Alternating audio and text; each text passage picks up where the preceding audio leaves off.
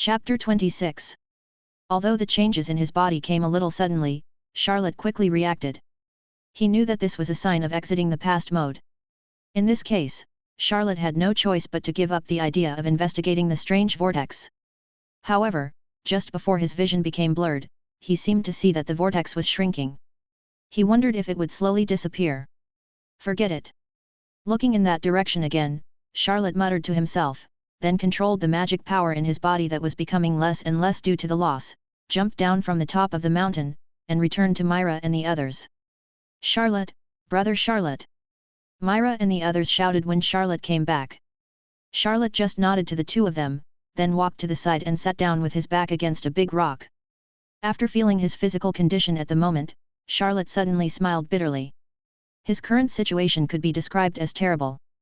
In just a short while, the huge magic power in his body that had doubled had already disappeared, leaving only the little low magic power left. Moreover, the decline in all aspects of his physical condition made Charlotte extremely uncomfortable after experiencing the powerful posture in the past mode. This was like a nouveau riche going bankrupt overnight. This sense of gap was simply too cool. In his current situation, if he faced the Elfman of the Beast King again, he would probably be slapped to death by the latter. Of course, the latter was even worse than Charlotte at this time, and was already in a half-dead coma. "Brother Charlotte, are you okay? You look so bad, are you injured somewhere?" Lysina came up at this time and said with concern, and Myra was also looking at Charlotte worriedly. Charlotte was pale and ugly at this time, and his magic power was extremely low. Anyone could see that he was in a bad state, and Charlotte's appearance had also changed. To be precise, it had returned to its original state. The strands of hair with blue luster on his forehead, and the pupils that were flashing with faint blue light, were all turned back to black. Myra knew that all these changes were most likely related to the super magic that Charlotte had cast before. Charlotte looked at the two of them, shook his head gently, and said, "I'm fine, I'll be fine after a good sleep." Although Charlotte said it lightly, looking at the expressions of the two girls, one big and one small, they all looked like "I don't believe it." Charlotte could only smile bitterly in his heart, not knowing what to say. He was not lying to the two of them. Although his physical condition was a bit bad now, the most serious thing was that when he turned on the past mode, his mental power consumption was almost the limit. With such serious mental power consumption, coupled with the huge consumption of magic power in his body, it was difficult for him to look good. If he was in the hotel in Lulen Town now, he would have already fallen into bed and slept soundly. However, Charlotte understood one thing. Although the magic past mode he created was extremely powerful, it would not have such a huge side effect. The main reason why he became so weak after exiting the past mode this time was 2 points.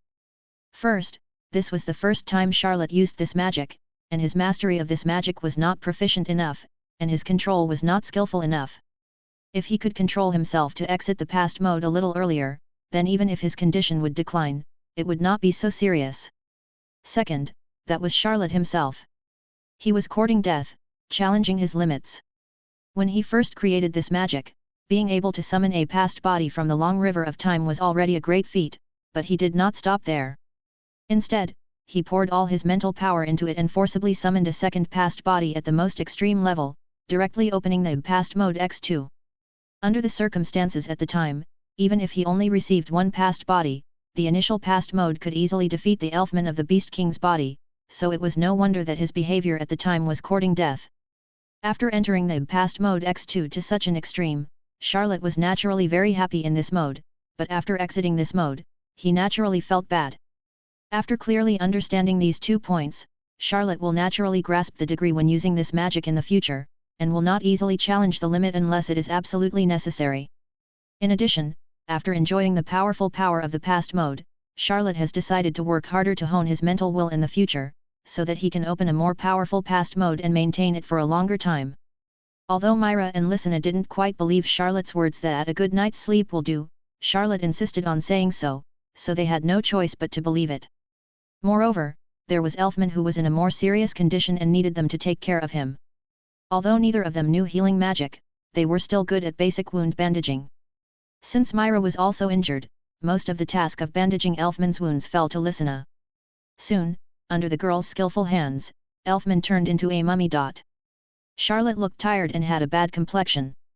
He leaned against a big rock, picked up the sword in his left hand, and held a piece of black cloth in his right hand. Then he slowly wrapped the sword. After wrapping the sword in the black cloth, he put it beside him and took a nap with his eyes closed. This was the deepest part of the Beast King mountain range, where the Beast King stayed before, so there was no need to worry about other monsters coming. Myra also walked to a big tree and calmed down. She was also seriously injured in the battle with the Beast King. Only the short-haired girl Lysina was not hurt in this incident. She was still the same as before she came here. After bandaging the wound for Elfman, she was idle and had nothing to do. She also knew that Charlotte and Myra both needed quiet, so she was always cautious and didn't dare to make too much noise. This made her even more bored.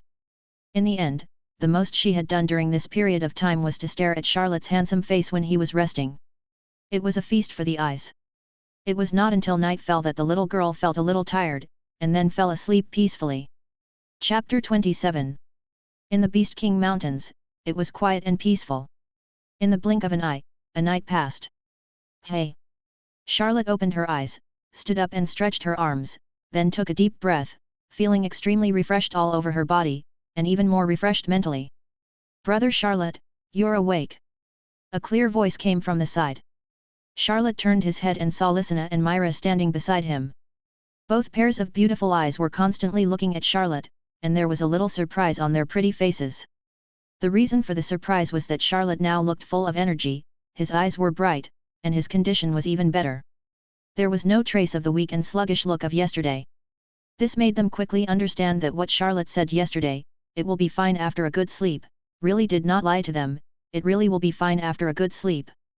Charlotte saw what the two were thinking at the moment, and he just shrugged and said, "Good morning. Brother Charlotte, it's getting late now." Lysina pointed to the sky and said, "The sun is about to burn our butts." Charlotte looked up and saw a red sun hanging high in the sky. Judging from the heat it was emitting, it was almost noon. Charlotte had gone to bed early yesterday, and now he woke up almost at noon. This was the first time in the past 6 months that he had slept for such a long time. However, Charlotte also knew that the most serious problem he had yesterday was the depletion of his mental energy, and the fastest and most convenient way for him to restore his mental energy was to rely on sleep. This time he slept for such a long time, it seemed that his mental energy was really exhausted yesterday. Since it's almost noon, Charlotte retracted his gaze and looked at the two sisters again, saying, "Then I will treat you to lunch. Your mission this time is over. After lunch, let's go back to Lulen Town. Your brother Elfman needs to be treated properly." The two were stunned at first, and then their eyes lit up. Obviously, they guessed what Charlotte was talking about lunch.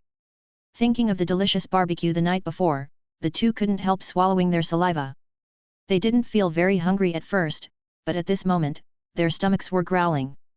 The three of them moved quickly, dragging Elfman, who was tied up like a mummy, and stepped out of the deepest part of the mountain range. 3 days later. Lulen Town. In a small restaurant, 2 men and 2 women were sitting by the window. On the table, there was a large amount of rich food. One of the 4 people, a rough man with white hair, was reaching out quickly, constantly picking up various kinds of food and stuffing them into his mouth frantically. Compared with the ugly eating appearance of the rough man who was wolfing down, the eating appearance of the other 3 people was much more elegant. These 4 people were the Myra trio and Charlotte, who returned to Lulen Town from the Beast King Mountains 3 days ago. The one who ate the craziest was naturally Elfman, who had been in a coma for 3 days and only woke up today. For 3 days, he had not taken any food into his stomach.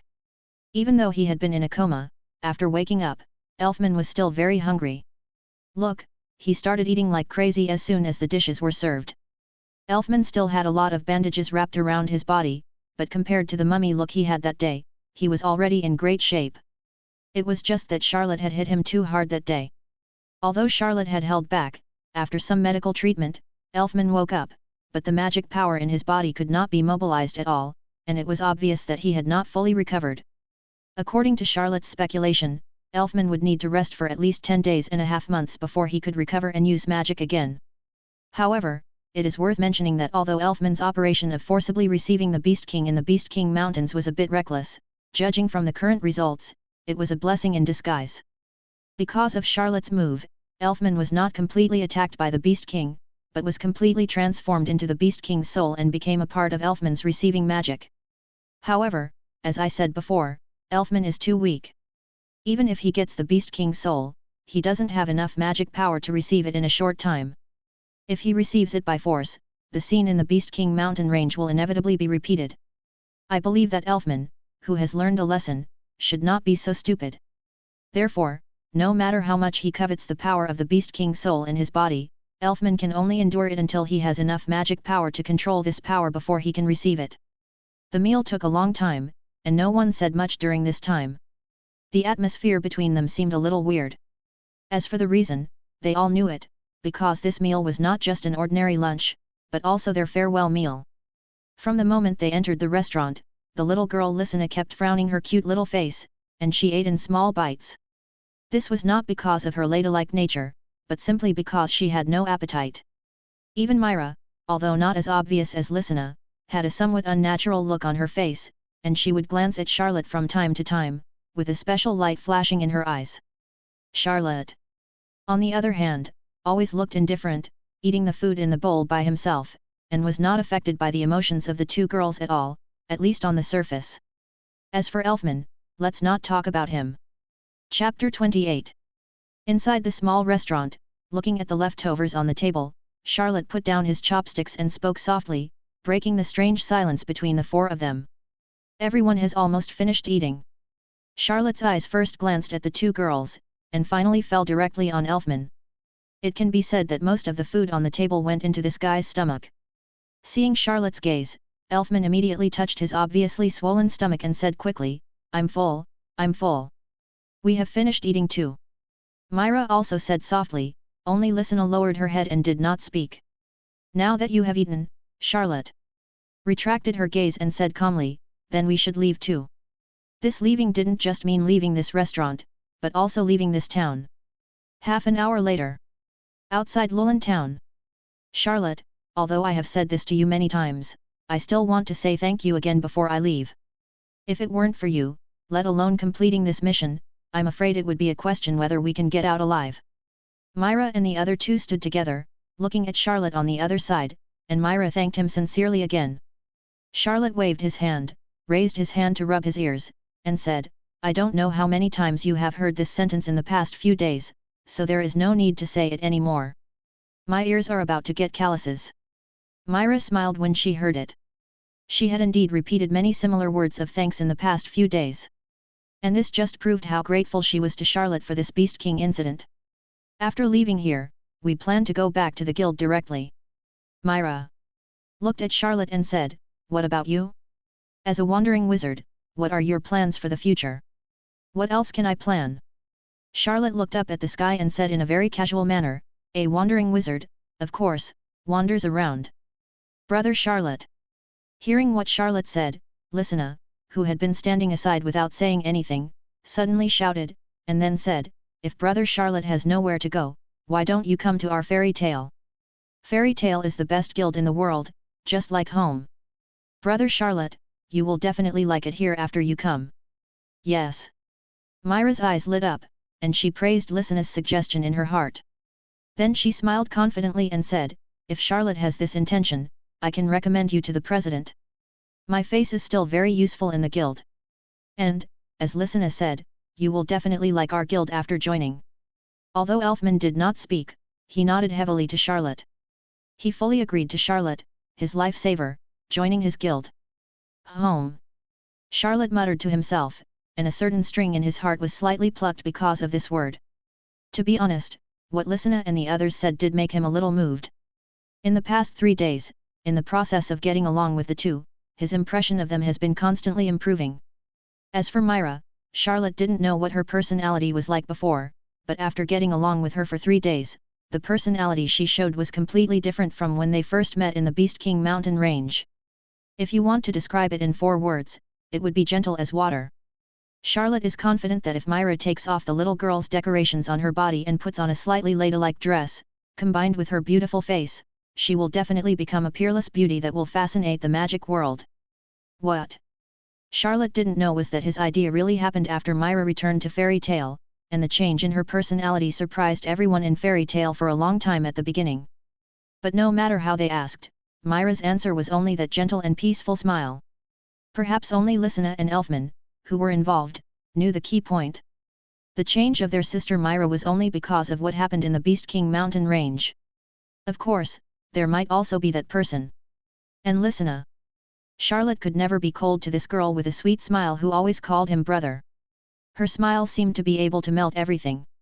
Even Charlotte's heart, which had been frozen after the tragedy in Huluo village, had a tendency to melt under the influence of this smile. At least, it made his heart feel warmer than it had been for a long time. During these 3 days, even he himself almost had an illusion that this girl was really his sister. Whenever he thought of this, Charlotte would feel an extremely strange resentment towards his father, blaming him for not giving him a sister. For such a girl, Charlotte felt that there was no other way to deal with her except to pamper her. Looking at the strong expectation in the eyes of the two girls, Charlotte really couldn't bear to reject them, but thinking of what he was carrying now, he still shuddered in his heart, shook his head, and refused cruelly, "I'm sorry, although I also want to join you, but I still have important things to do." Chapter 29. I still have very important things to do. As soon as Charlotte finished speaking, the expectations in the eyes of the two girls immediately turned into deep disappointment. Lysina wanted to say something to retain him, but when she saw the determination in Charlotte's eyes, she swallowed the words back, and just looked at Charlotte with her big watery eyes, and whispered, "Then brother Charlotte, you must come to Fairy Tale to see me in the future." Charlotte took a step forward and came in front of Lysina, put his slender palm on her silver white and soft short hair, and a rare smile appeared on his face. He said in a firm tone, "Definitely." "Yet."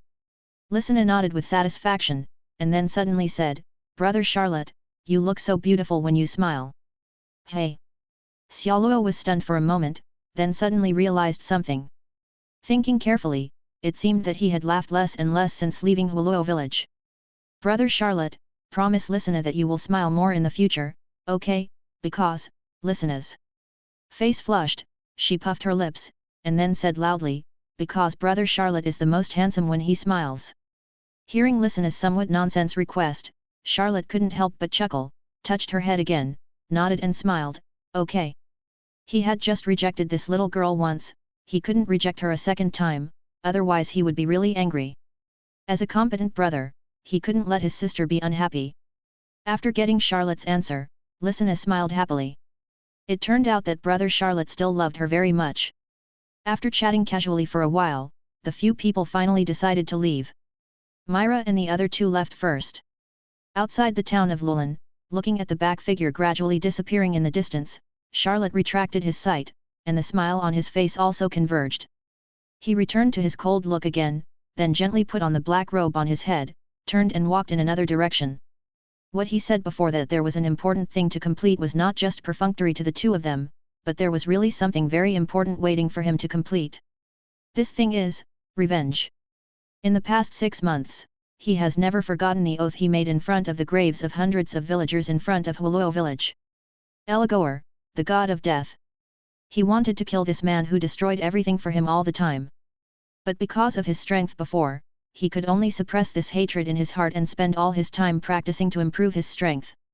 One of the reasons why he chose to leave today is that it is meaningless for him to stay here. He originally chose to come to Lulen Town because the Beast King Mountains next to Lulen Town is an excellent place for training. But now even the most powerful Beast King in the Beast King Mountains has been defeated by him, so there is no value in training here. As for the second reason, it is that he feels that his strength is enough to fulfill the oath he made at the beginning. The first thing he has to do when he leaves Lulen Town is to find Eligor. The other side. Well, it's not like we won't see each other again in the future. Didn't your brother Charlotte just promise you that he would come to the guild to see you? I believe we will meet him again soon. Myra looked at the frustrated expression on her sister's face as soon as she left, and immediately stepped forward to comfort her. Yet. Lysina nodded, but the frustrated expression on her face showed no sign of disappearing. Myra could only sigh in her heart when she saw this, knowing that Lysina would not be able to recover for a while. In fact, not to mention Lysina, she herself was also a little depressed at this time, but compared with the straightforward and simple Lysina, she hid this emotion a little better. But just when Myra was a little melancholy, Lysina suddenly turned her head and looked at her and said, "Sister Myra, I found that you have changed a lot." Elfman suddenly leaned over and interrupted, "I think so too, Sister Myra seems to have become a different person." Hearing this, Myra gently lifted a strand of white hair on her forehead behind her ear and smiled, really? Lysina nodded heavily and said, yes, Sister Myra has become so gentle. So what you mean is that I wasn't gentle before? Oh, Sister Myra, that's not what I meant. What does that mean? What I mean is, it's Sister Mila who has become more gentle than before. Oh, Sister Mila, you bully me. The two sisters chatted happily, and this sudden change of topic actually dispelled the depressed atmosphere between them. However, neither the two sisters who were chatting happily at this time, nor Charlotte who was traveling alone on the other side, thought that after this separation, they had not seen each other for 2 years. Time flies, and it's gone in a flash. 2 years later. This is a dark and gloomy wasteland, which is remote and has a harsh environment. Anyone who approaches here and sees the situation here will turn around without hesitation and choose to take a detour. However, in such a place, a wizard guild is hidden. In the deepest part of the wasteland, on a small hill, there are jagged rocks. Among these rocks, a small building stands here. The fact that the guild's base was built in such a deserted and desolate place directly proves that this is not an ordinary guild, but a dark guild. And today, this dark guild, which is usually ignored, has a special guest. To be continued. Chapter 30. On the hill, in that small building, there were all kinds of noisy sounds coming out of it. The picture was shot over, and it could be seen that inside the building, there were about a dozen men in different clothes sitting scattered around. Each of them was eating meat and drinking wine, and some were bragging about their rich achievements. On these people's bodies, arms, backs, and even faces, there was a same blood-red wave pattern engraved. This pattern was the emblem of their guild, which was the Dark Guild with a great reputation in the nearby generation, Bloody Tide. Bloody Tide was one of the many dark guilds in the kingdom of Fiori. It was a guild under the Devil's Heart, one of the iron triangles of the Dark Guild Alliance Ballram Alliance. Just as these members of the Bloody Tide were eating, drinking, playing and chatting in the guild, no one noticed that a figure had quietly come to the outside of their guild. At this moment, a beam of light suddenly shone in, making the originally dim interior of the guild suddenly much brighter. This sudden light directly attracted the attention of everyone in the guild. They stopped what they were doing and turned their eyes over. Then they were surprised to find that the door of their guild had disappeared at some point, and this beam of light was shining in from the completely open door of the guild. Moreover, in front of the door of the guild, a slender figure stood there. The sunlight outside shone on this person, casting a long shadow on the ground. Through the brilliant sunlight, they could see that this person was dressed in a black robe. Although nearly half of his appearance was covered by the black robe, they could still vaguely tell that this person was a man who looked very young. "Who are you? How dare you trespass into our guild? Don't you know where this place is?" Soon, a strong man walked out of the guild, stood in front of everyone, and shouted loudly. The man in black robe raised his head slightly and his eyes fell on the strong man. He did not answer the latter's words, but asked directly, "Are you the president of this dark guild, Vampire Jetter?" "Hey, you know my name." The sturdy man Jet uttered a light exclamation, and then said in a fierce voice, "Boy, since you know this is the Dark Guild, you still dare to come here alone, are you looking for death?" The black-robed man still ignored Jet's harsh words, but said to himself, "If that's the case, then it's good. I give you two choices. Tell me about the Iron Forest and where Eligor is, or die." The words of the black-robed man made Jet feel confused, but more of it was anger. Although he, the Vampire Jet, was not as good as the members of the three major dark guilds of the Ballram Alliance, he was also well known in the world of dark guilds and was not someone who could be bullied by any cat or dog. Especially from the black-robed man in front of him, he did not feel any magical fluctuations. "Boy, I think you are looking for death. Come on." Killing intent appeared in Jet's eyes, and then he gave an order, and all the members of the guild rushed towards the black-robed man with a teasing look on their faces. However, facing the crowd rushing over, the black-robed man did not move at all, but just raised his eyes slightly, and a blue light burst out from his black pupils. Jet only felt a burst of dazzling light coming, and he subconsciously raised his hand to cover his eyes, but after a second, when he put his hand down, his eyes suddenly bulged, and a flash of horror flashed in his eyes, and an unbelievable look appeared on his face. At this moment, what appeared before his eyes in the guild was a scene that he would never forget. At his command, all the guild members rushed towards the black-robed man. They all seemed to be cast under a spell and were frozen in front of the black-robed man, like sculptures. Especially the teasing expressions on their faces were still perfectly preserved on their faces, which looked quite funny. The black-robed man didn't care about his masterpiece at all. He just looked at Jet again and said calmly, "Can you make a choice now?" Jet swallowed his saliva. Even if he was stupid, he knew that the man in front of him was not just an ordinary person, but a powerful wizard whose strength was beyond his comprehension. For such a powerful wizard, Jet had no doubt about the truthfulness of his words. He quickly searched his mind for all the information about the Iron Forest and Eligor. It's a pity that although Bloodtide and Iron Forest both belonged to dark guilds, there was no communication between the two guilds. So although he knew some small information about the Iron Forest and Eligor, he really didn't know where the Iron Forest and Eligor were. Thinking of the two choices just mentioned by the man in black robe, cold sweat suddenly poured down his face. Seeing this, the man in black robe already knew the answer without Jet saying anything. "It seems that your choice is the second one." "No, it's not," Jet waved his hands quickly, his mind becoming extremely flustered. He didn't want to die. He didn't want to be killed inexplicably by this mysterious wizard who suddenly appeared. But the choice given by this mysterious wizard left him with no other choice but death. He took a breath, a ruthless light flashed in his eyes, and he suddenly raised his hands. A blood-red magic circle condensed between his palms. Bloody flames! Instantly, a ball of bloody flames gushed out of the magic circle like a wave. Chapter 31. Blood Flame Frenzy. The blood-colored flames, like a wave, gushed out from the magic circle. This was the signature blood flame magic of the vampire Jet, the leader of the Dark Guild Bloodtide. He couldn't tell the location of the Iron Forest and Eligor, but he didn't want to die so easily. So he made the third choice he added on his own: surprise attack. At this time, he had a fantasy in his heart, that is, the black-robed man in front of him was only strong on the outside but weak on the inside, and not as mysterious and powerful as he imagined.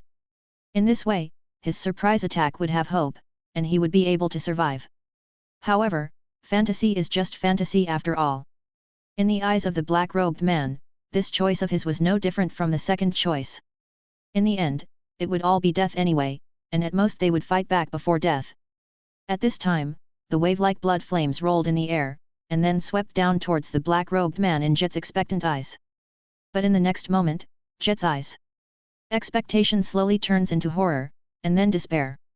When the wave-like blood flames fell in front of the black-robed man, it seemed to be affected by an invisible force, and its speed suddenly dropped. What was even more shocking was that the extremely dense blood flames continued to dissipate while the speed dropped suddenly.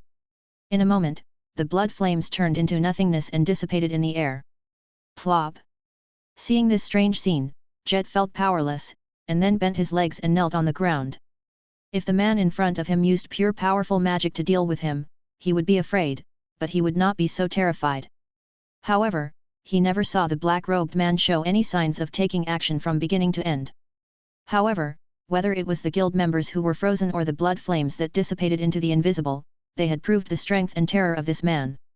This invisible method was the root of his despair. He was so desperate that he didn't even dare to think about continuing to take action. "It's over," the black-robed man whispered, raised his right hand, and extended 2 fingers. There was a blue light shining from his fingertips. Without any fluctuations, a blue light shot out from his fingertips and passed through Jet's brow in an instant. The next moment, the blue light dissipated, and with it, the light in Jet's eyes and life. With another thud, Jet's body collapsed completely, and the breath of life on his body had disappeared. The man in black robe did not look at the fallen Jet again, but turned his eyes and swept his sight from the dozen or so members of the Bloodtide who were frozen around him. With a thought, an invisible wave spread out from his eyes. Then, the pupils of the members of the Bloodtide dimmed, and then they fell to the ground one after another, also without the breath of life, but until they died, they still had that teasing expression on their faces. Although it was not the first time he had done such a thing, every time after it was over, the black-robed man could not help but sigh. Sure enough, the feeling after the mental power is strong is different. It is much easier to deal with these minions than before. After doing all this, the black-robed man did not leave in a hurry, but went directly into the guild to collect the wealth.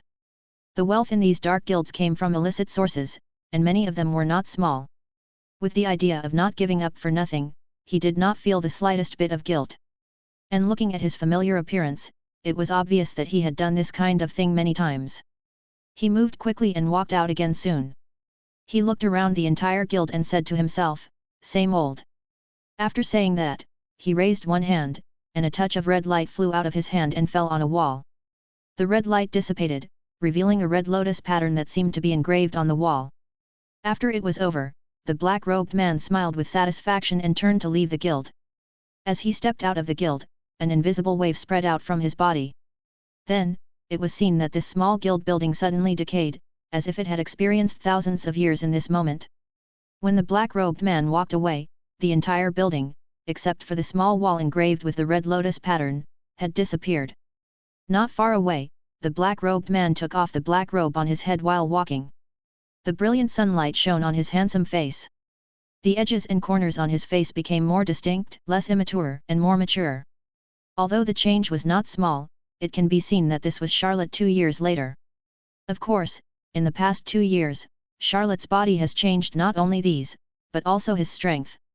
As for how strong he is now, even Charlotte himself is not too clear, because so far, he has never encountered an opponent that he needs to use all his strength to deal with. Eligor, no matter how deep you hide, I will find you. Charlotte's tone was a little disappointed, because he had experienced similar situations in the blood tide countless times in the past 2 years. In the past 2 years, at first, Charlotte was just constantly looking for the whereabouts of Eligor and his dark guild Iron Forest, but after searching for several months in a row without success, he began to pay attention to other dark guilds.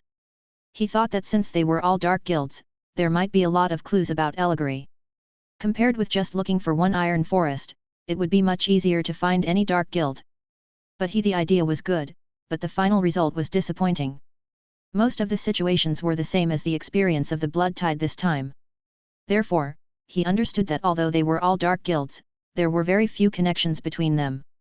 Except for the top 3 dark guilds of the Balam Alliance, other guilds did not know each other's situation. However, despite this, Charlotte never gave up. No matter what, he would kill Eligor. Not long after Charlotte left, another person quietly came to the ruins of the blood tide. Chapter 32. At the sight of the blood tide, a beautiful figure quietly came here. She was wearing a white top and a yellow belt around her waist. She had a graceful figure and charming curves. Her snow-white skin seemed to sparkle with crystal luster under the sunlight. She was exquisite and translucent. She had an extremely beautiful face, long black hair hanging vertically at her waist, and a flat bang on her forehead. No matter which aspect, this person was a very seductive woman, charming enough to make countless men fall for her. At this moment, her autumn water eyes were constantly looking at this area. When she saw the only red lotus pattern left on the wall, her eyebrows were slightly frowned, but soon they relaxed again, and she said softly to herself, "It's this red lotus again. Moreover, the fluctuations around me are still so familiar to me." Standing in the middle of the disappeared guild, the beautiful woman could sense a faint and familiar breath from here. She opened her red lips slightly and made a tiny sound that she could hardly hear. Could it be time? She clenched her fair hands suddenly, and said to herself again, "No matter what, I will find this person." At this moment, the beautiful woman's eyes flickered, and she suddenly took out a crystal ball from her body. On the crystal ball, an old man wearing a horned helmet and an eye patch on his right eye appeared. Seeing this man, the beautiful woman immediately said, "President Hades." "Yerusha, how is the investigation going?" Hades asked. The beautiful woman, "No, it should be Yerusha," replied immediately, "this time it is still the same as before." Hades heard it, pondered for a moment, and then said faintly, "Is it that Red Lotus again?" "Yes." Yerusha nodded. "Yerusha, in addition to your current mission, I hope you can do everything you can to investigate the identity of this person." Hades said in a deep voice, "If necessary, I can ask Bruno to assist you." Vice President. The Bruneth that Hades mentioned was the Vice President of their guild, second only to the President Hades in terms of strength. After thinking about it, she finally shook her head and said, "I think it's better not to. I have the confidence to find this person." "That's good." Hades nodded. He was still very confident in Yerusha's ability to do things. "If anything happens, report to me immediately." "Yes." After saying that, Hades' image disappeared from the crystal. Yerusha put the crystal away and stood there, slowly pondering. In fact, even if Hades didn't order her, she would do her best to find the owner of the Red Lotus, because there were many things she wanted to know about this person, such as the very familiar aura that still remained around. She could almost conclude that this breath was the breath of time. Time is invisible and formless, but if time has a breath, then she must be the one who is most familiar with this breath, because she herself has mastered the magic of time. Arc of time, and she is also constantly collecting all the classics about time magic from all over the world. Since she felt the breath of time, it means that the owner of this Red Lotus is very likely to be a wizard who has mastered time magic. Because of her childhood experience, anything related to time is worth her effort to find. But the owner of this Red Lotus is too mysterious. Even though she has used many means to find it in the past year, she still can't find any clues about this person. Not only Arusha, but also many people in the dark world are looking for the owner of this Red Lotus. The reason is nothing else, just because of the deeds of the owner of this Red Lotus in the past 2 years. The first time this Red Lotus appeared was about a year and a half ago. Dark guilds all over the world were frequently attacked by a force, and every time a guild was destroyed, that person would leave a Red Lotus pattern there. At first, not many people paid attention to it. After all, as a dark guild, it is natural that it may be attacked by regular guilds and the council at any time, so these dark guilds will set up guilds in some hidden places. But even the most hidden places can be discovered, so it is not that dark guilds have never been eliminated in the past. But soon, they found that this time seemed different from the past. The number of times this Red Lotus appeared was increasing, and many of them were even dark guilds under the Iron Triangle of the Balam Alliance. And the most important thing is that as time went by, the traces of this person's actions became more and more weird. Every time, a guild disappeared out of thin air, and the people in that guild had no signs of injury on their bodies, but they had no signs of life. After this incident spread, many weak dark guilds were terrified, fearing that the owner of this Red Lotus would come to their door one day. Over time, this incident directly formed a legend about the Red Lotus in the dark world, a legend that frightened countless dark magicians. Finally, this matter directly alarmed the 3 giants of the Balam Alliance, and even sent out guild members to take charge of this matter. Arusha was one of them.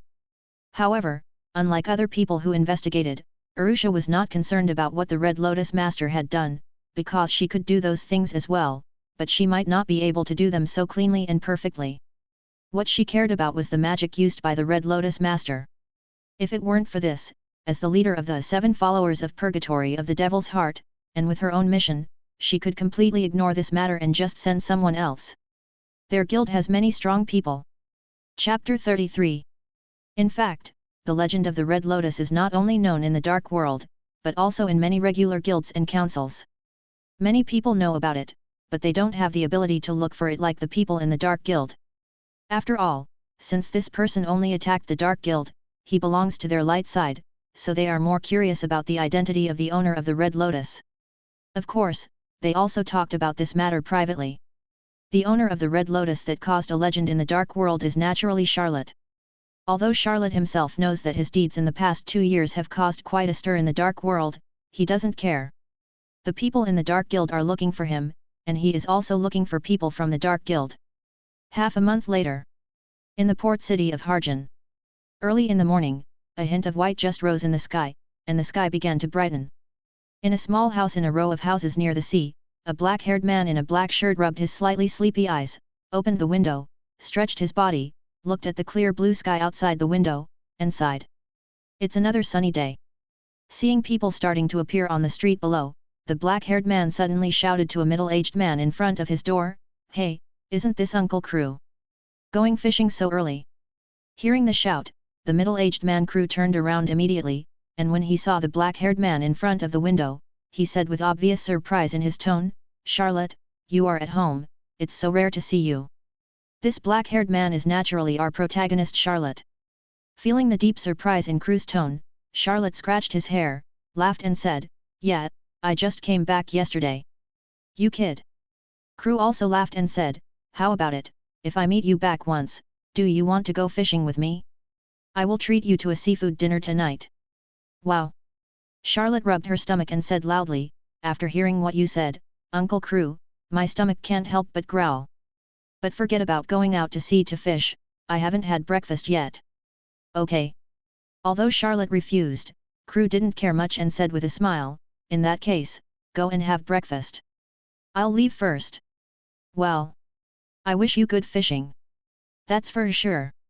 Crew nodded to Charlotte and walked towards the pier. He knew very little about the handsome boy who lived next door to him. He only knew that he bought the uninhabited house next door to him a year ago and moved in. Because they were neighbors, they had met many times and got along well. But what made Crew complain was that this boy named Charlotte seemed to like traveling far away, and each time he left for at least 10 days or half a month, resulting in the fact that he saw Charlotte only a few times in a year. He was very puzzled by this strange behavior, and he, who always had the mentality of a young man, was once very confused. I wonder if I am really old and can no longer understand the world of young people. On the other side, seeing Crew's figure disappear at the end of the road, Charlotte did not leave immediately to eat, but continued to lie on the balcony to admire this beautiful port city. Judging from the conversation between Charlotte and Crew just now, Charlotte's personality has changed drastically compared to 2 years ago. At that time, he always had a cold and indifferent look that kept strangers away. Not to mention chatting and laughing with others like he did just now, even ordinary people saw him and felt the indifference, and they didn't even dare to get close to him. Has Charlotte changed? The answer can be said to be yes, and also no. What has changed is the way he gets along with others. The way he does things has not changed, but his heart has not changed. In the past 2 years, Charlotte has traveled almost all over the kingdom of Fiori. He has experienced many things and met many people, but his heart has never changed. It's just that now, compared to 2 years ago, he is better at hiding his emotions. When facing different people, he will also choose different ways to get along with them, instead of always being cold like he was in the past 2 years. It's just like facing the ordinary fisherman uncle who lives next door to him. In the eyes of that uncle, Charlotte is just a sunny boy with a cheerful personality. The only difference is that he is a little more handsome. For example, half a month ago, when Charlotte faced the dark magic of blood tide, when he was a mentor, in the eyes of those people, Charlotte was no different from a demon. Of course, the only one who had such an idea was the vampire Jet, the president of the blood tide, because the others had never seen Charlotte's methods until they died, let alone any thoughts in their hearts. Rather than saying it is a change, it is better to say that it is a kind of growth. 2 years ago, Charlotte, who had just left Huoluo village, was just a miserable teenager who had just experienced the destruction of his family. He did not know how to hide his emotions and did not want to. 2 years and countless experiences are enough to make him grow up and know how to hide his emotions better. At least in front of people he knows and recognizes, his emotions hidden deep in his heart will not be revealed. However, his change may have something to do with what the girl said to him 2 years ago. Because when he smiles, brother Charlotte is the most handsome. Whenever he thinks of this, Charlotte can't help but smile gently. As a brother, how can he lie to his sister? However, when he thinks of this, he also thinks of another promise he made at the beginning, and then he becomes sad. After 2 years, the little girl must have hated him to death. A soft sigh sounded from the balcony. Hey, take some time to go see them during this period. Fairy tale seems to be in Magnolia. Chapter 34. Welcome. Charlotte pushed open the door of a newspaper office in Harjun. Welcome to visit us next time. 1 minute later, under the slightly infatuated gaze of the female clerk in the newspaper office, Charlotte pushed the door open with a magazine in his hand, which was this week's Magic Weekly. For the past 2 years, every week's Magic Weekly has been a must-read magazine for Charlotte. Even if he missed a certain week's Magic Weekly due to something, he would make up for it later, as if it had become a habit. When Charlotte stepped out of the newspaper office, the sound of a door being pushed open in the store next to him was heard at the same time. Charlotte glanced subconsciously, and then saw a blonde beauty in a sky-blue miniskirt pushing the door open angrily. Looking at her angry look, it seemed that she had been treated very unfairly in this store. Faintly, with his powerful hearing, Charlotte seemed to hear the blonde beauty's tiny muttering, "Stinky boss, this beauty's beauty can only reduce 1000J, it's really tasteless." Hearing this, Charlotte was stunned for a moment, then shook her head and laughed. In this world, because of the prosperity of magic, there are many magic shops all over the world, specializing in selling some magic-related items, and the shop that the blonde beauty just entered is a magic shop. And because Harjun is the largest port city in the kingdom of Fiori, fishing is far more popular than magic in this city, so that magic shop is also the only magic shop in the city. Because it is next to the newspaper office, Charlotte has also been there once, but the result is disappointing. All the magic products sold there are some inferior magic products. And just now, Charlotte has already sensed that this blonde beauty is also a magician, but the magic fluctuations in her body can be said to be one of the weakest magicians Charlotte has encountered so far. I think she should be a fledgling magician rookie, otherwise she would not buy things in such an inferior magic shop. At this time, the blonde beauty seemed to notice Charlotte's gaze and slightly turned sideways. And immediately saw Charlotte walking a little behind him on the left. When the girl turned around, Charlotte was stunned for a moment, and his stunned moment, in the eyes of the blonde beauty, naturally formed some inexplicable meaning in her mind. Then the girl glanced at Charlotte's face seemingly casually, then turned back and continued to walk forward, but her walking movements were different from before. Her head was vertical to her body, her eyes were level, her chest was straight and her abdomen was pulled in, showing her proud S-shaped curve perfectly, her long and slender legs stepped gently, her arms were slightly bent, and they swayed naturally with her steps. Without a doubt, it was an absolute lady's way of walking. It was completely different from the way she walked with big strides when she just came out of the magic shop. At this time, the blonde beauty's psychological activities were even more exciting. Hey, I knew that the store owner had no vision. See, with the charm of this beauty, I can attract handsome guys to follow me in minutes, and that handsome guy is really handsome, even more handsome than those wizards on the want-to-be boyfriend rankings. Thinking of this, the pretty face of the blonde beauty suddenly turned red. That boy was definitely the most handsome boy she had ever seen since she was a child. Obviously, the blonde beauty had subconsciously regarded Charlotte as someone who was attracted by her charm and followed her. I just don't know what Charlotte would think if she knew that her little action of being in a daze, after falling into the eyes of the blonde beauty, actually gave her such a rich series of thoughts. The reason why Charlotte was stunned just now was naturally not what the blonde beauty thought, but for other reasons. Of course, it is undeniable that this blonde beauty does have many eye-catching features, a beautiful face, perfect curves, especially the amazing arc on her chest that is far more developed than that of ordinary girls. It is definitely the most beautiful scenery. One look at it will make you reluctant to leave. Needless to say, the touch must be amazing. Of course, it is impossible for Charlotte to have such a dirty idea. Even if he did, he would never admit it. Back to the point, the reason why Charlotte was stunned was not the beauty of this blonde beauty, but a bunch of keys that were exposed to Charlotte's sight when she turned around just now. At just one glance, Charlotte recognized that it was not an ordinary key, but a star key unique to the star wizards who are quite special in the magic world.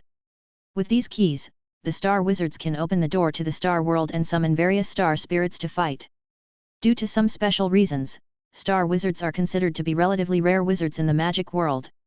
However, although there are few star wizards, Charlotte has seen them before. What really makes him curious and what is even more puzzling is that this girl, who in his eyes is just a magic rookie, actually possesses 3 golden keys at the same time. The golden key, also known as the zodiac key, summons the 12 most powerful star spirits in the star spirit world. There are only 12 of these golden keys in the entire magic world, and each one is unique, which shows how rare it is. This kind of key often appears in the hands of some powerful star spirit wizards. Of course, there are also some star spirit wizards with weaker strength but better luck who can get 1 or 2 golden keys by chance. This kind of situation is not unprecedented for Charlotte. But it is the first time he has seen 3 zodiac keys concentrated in a magic rookie with such low magic power. This kind of strength, even if you have the 3 strongest the golden key, without sufficient magic support, will only have limited power even if it summons the golden star spirit. You have to know that the strength of the star spirits, in addition to their keys themselves, depends largely on whether the star spirit wizard who summons them has sufficient magic power. Otherwise, even if you have many powerful keys, it will be in vain without enough magic to summon them. Isn't she afraid of encountering some powerful criminals who will snatch her keys? There are only 12 golden keys in the world. Even if she doesn't use them, she can make a lot of money by selling them. Thinking of this, Charlotte shook his head. This matter seemed to have nothing to do with him. He was just curious for a moment. Then he retracted his gaze, turned and walked in the other direction of the street, ready to eat at a restaurant he was familiar with. At this time, the blonde girl who imagined herself as a lady didn't realize that the person behind her who triggered her psychological activities had left, and she was still walking forward with elegant steps. Chapter 35. In a restaurant with gorgeous decorations. Charlotte sat by the window. On the table was the food that the waiter had just brought. However, Charlotte did not start eating right away. Instead, he took out the magic weekly that he had just received. He flipped through it casually. When he turned to a certain page, a smile suddenly appeared on the corner of his mouth.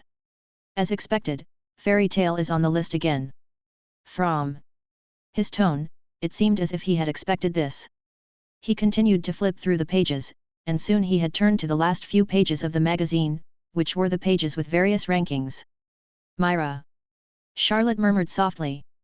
In the magazine, one of the rankings called Most Popular Female Wizards had Myra at the top of the list. Her stunning beauty would make countless men lose their minds. However, Myra's appearance in the magazine had changed a lot from when Charlotte met her 2 years ago. Her original little girl look was gone. Myra was wearing a pink dress, and her white hair, which was originally tied in a ponytail, was now scattered around her waist.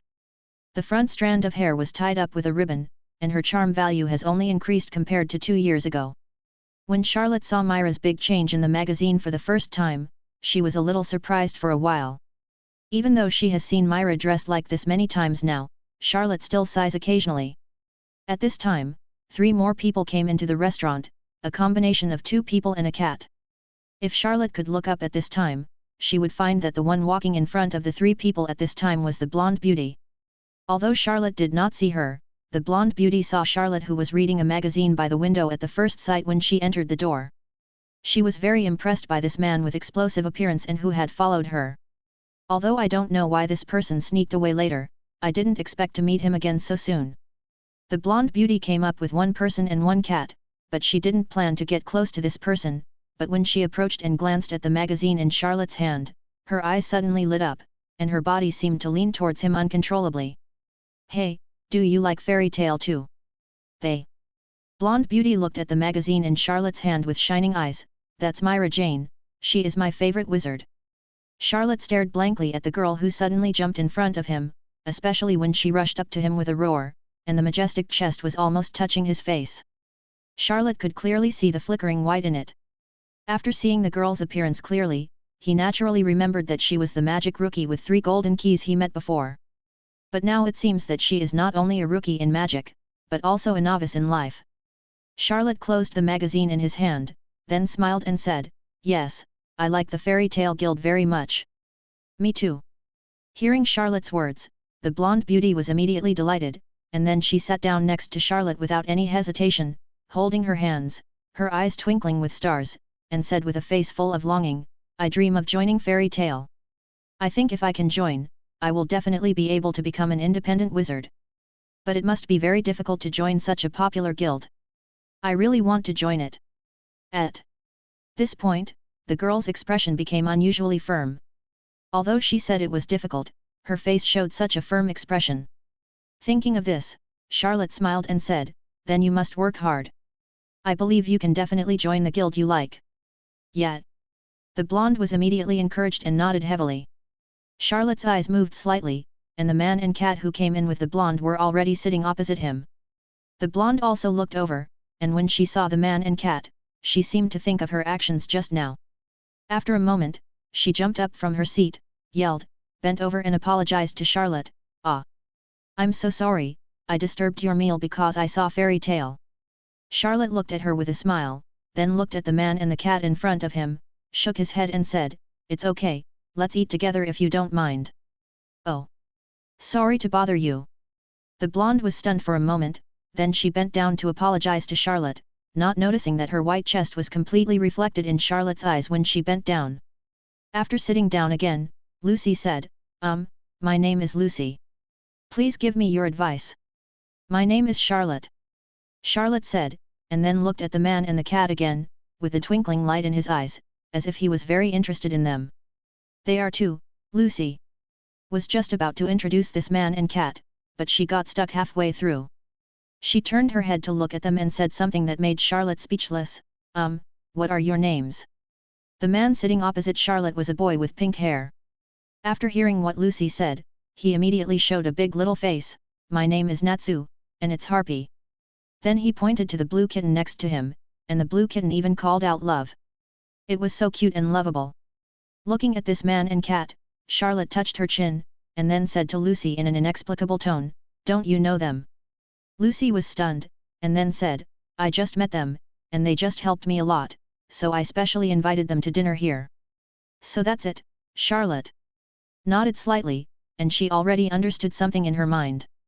It turned out that this girl who kept shouting that she wanted to join Fairy Tale didn't know much about Fairy Tale. Otherwise, how could she not recognize this person and cat? Although Charlotte didn't recognize this person and cat, it didn't stop him from recognizing his identity from his appearance. Cherry-colored hair, scale-like scarf, the same name, and a blue kitten beside him. If he was not mistaken, this person was the member of Fairy Tale, Fire Dragon Natsu. Chapter 36. Even though the people around him are members of Fairy Tale, he keeps saying that he wants to join Fairy Tale. Charlotte said she didn't know how to describe this girl. But Charlotte didn't mean to remind her.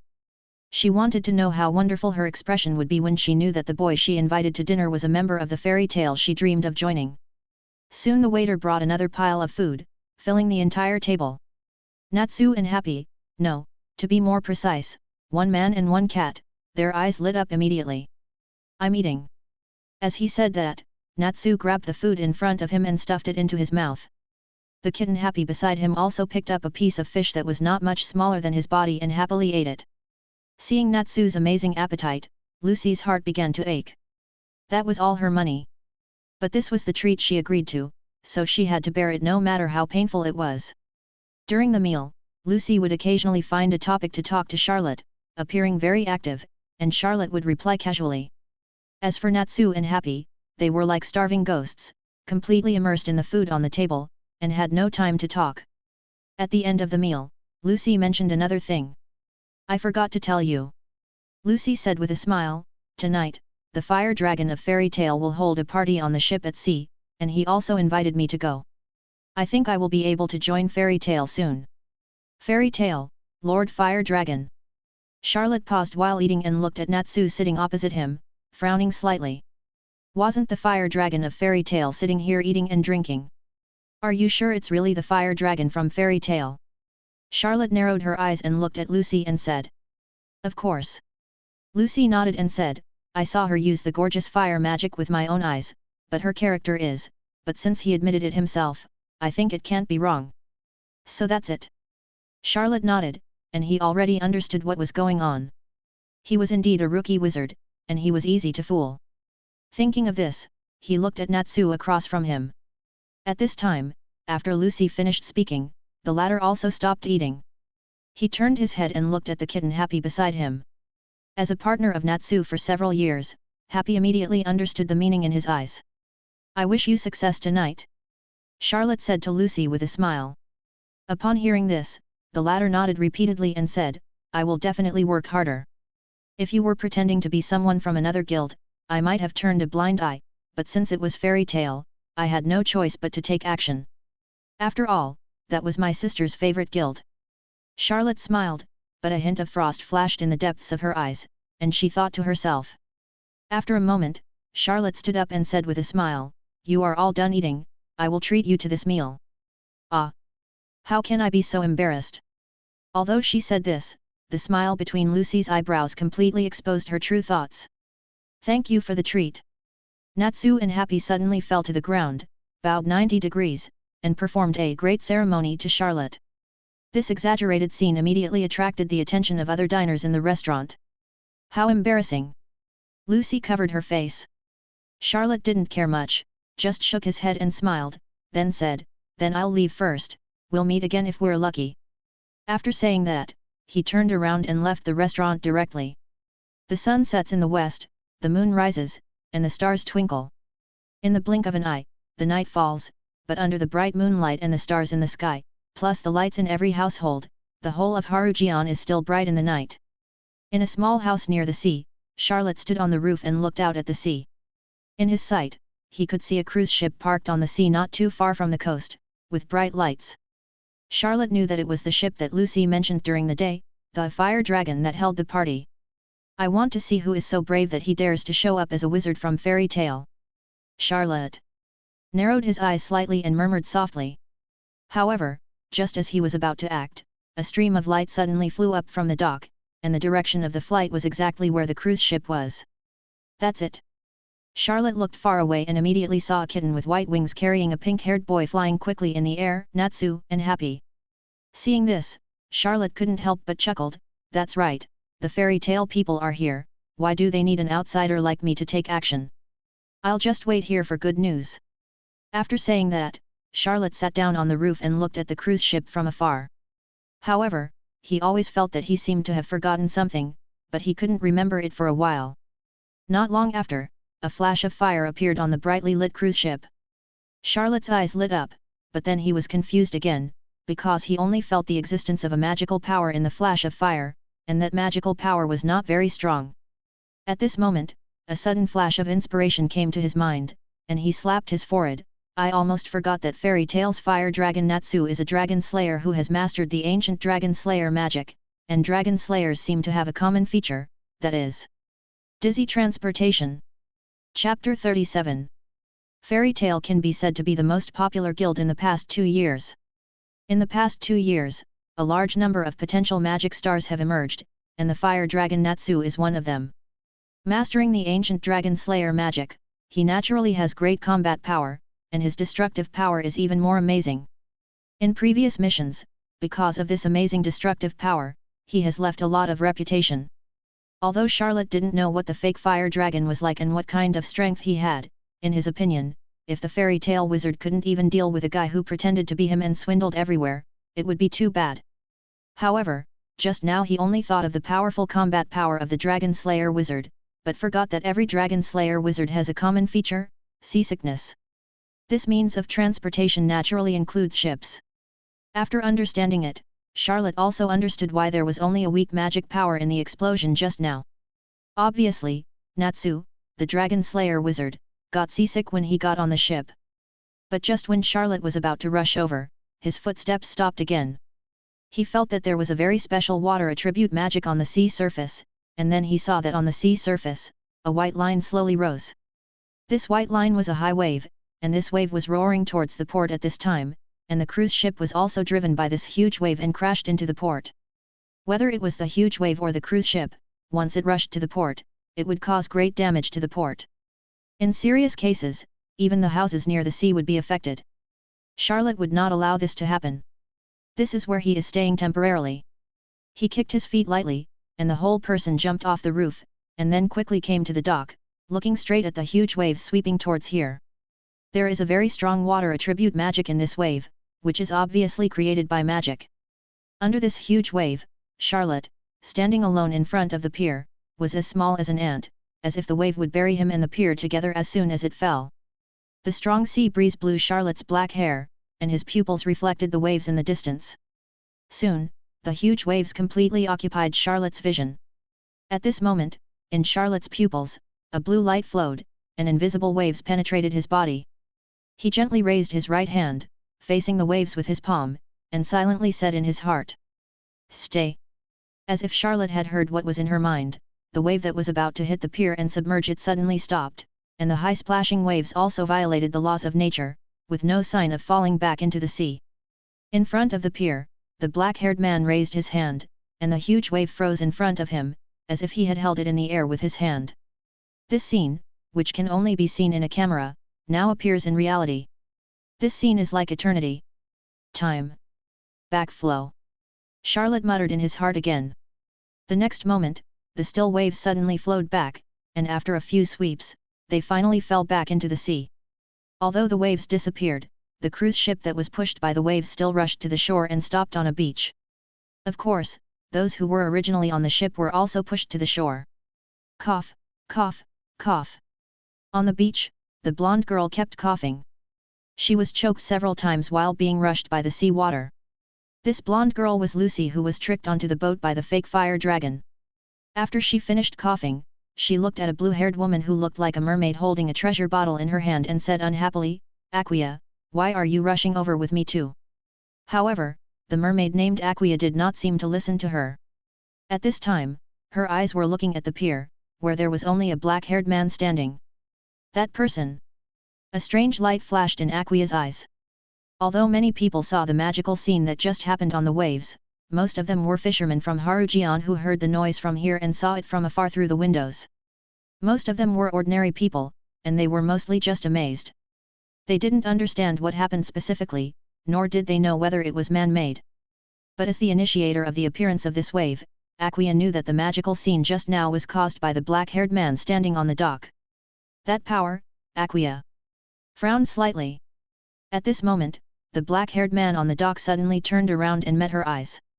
There was still a deep blue light in his eyes. He raised his mouth slightly and showed a wicked smile. Seeing this, Aquia immediately looked away. Although she just exchanged glances with this man, she felt like she was about to fall in love with him under the attraction of the deep blue light. The Zodiac, Aquarius star spirit, is it worthy of being the only 12 golden keys in the world? Even though the summoner is so weak, he can still mobilize the natural power far beyond his strength, Charlotte murmured softly, then lowered her head slightly. The azure light in her eyes suddenly dissipated and turned clear and bright again. Chapter 38. Hey! Are you listening to me? Aqua. Seeing that the star spirit she summoned ignored her master, Lucy immediately yelled at the top of her lungs. Cut, Aquia. Glanced over and made a disdainful sound. You just said, hey. Lucy's face became stiff. I'm so sorry. Aquia held her head high and said without apology, I lost control just now and accidentally rushed over with the boat. So your initial target was me. Lucy's mouth twitched. Also, please don't summon me for the time being, I'm going on vacation for a week with my boyfriend. After saying that, Aquia looked at Lucy again, and emphasized again with an inexplicable tone, it's with my boyfriend. There's no need to repeat it twice. Lucy said frantically. Seeing Lucy's frantic look, Aquia seemed to feel much better. A smile appeared on the corner of her mouth, and then her figure flashed and disappeared into the ground, returning to the star spirit world.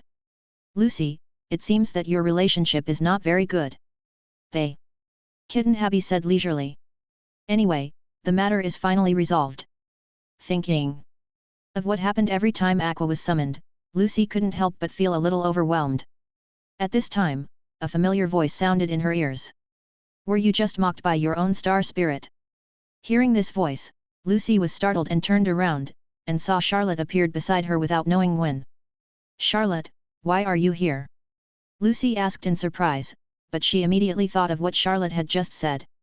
An embarrassed look suddenly appeared on her face. She smiled awkwardly and forced an explanation, haha, that star spirit was a bit naughty just now. So that's how it is. Charlotte didn't point out this ridiculous explanation, but just nodded slightly.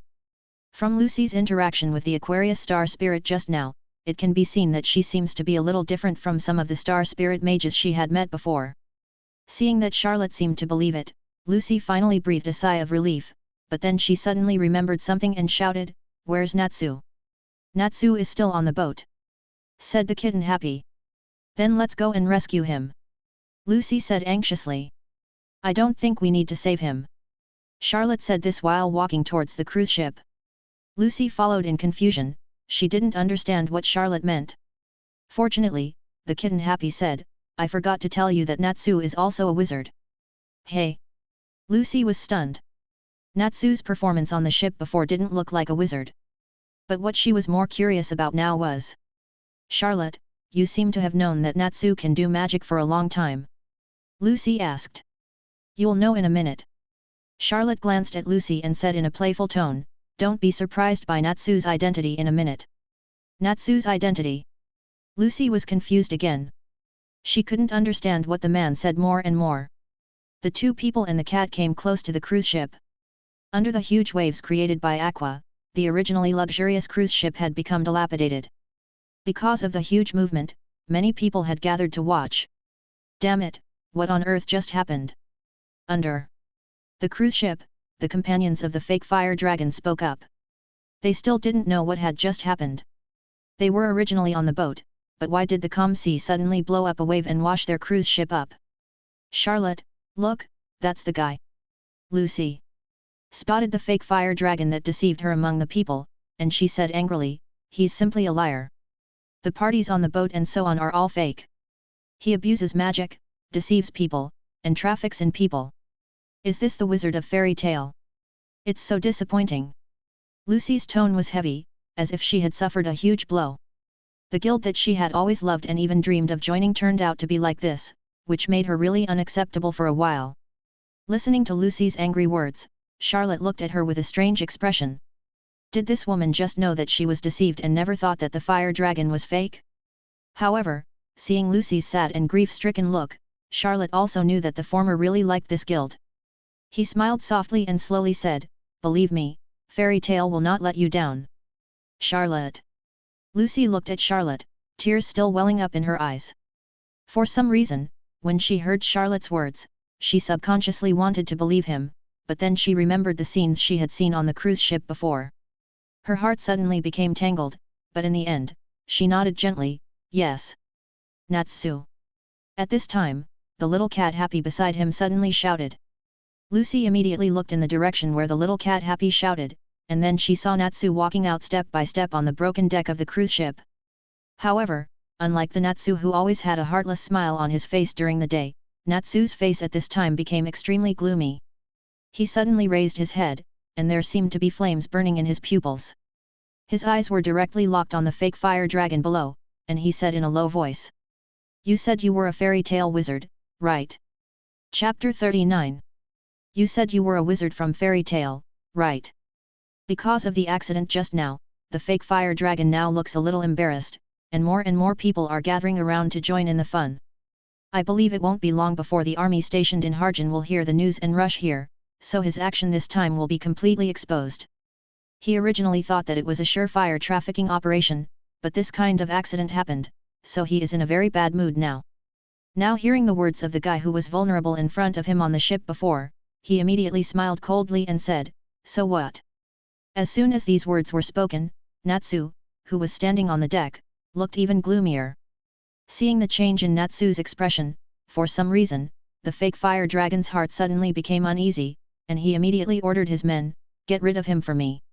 "Yes." After saying that, two of his men rolled up their sleeves and rushed forward.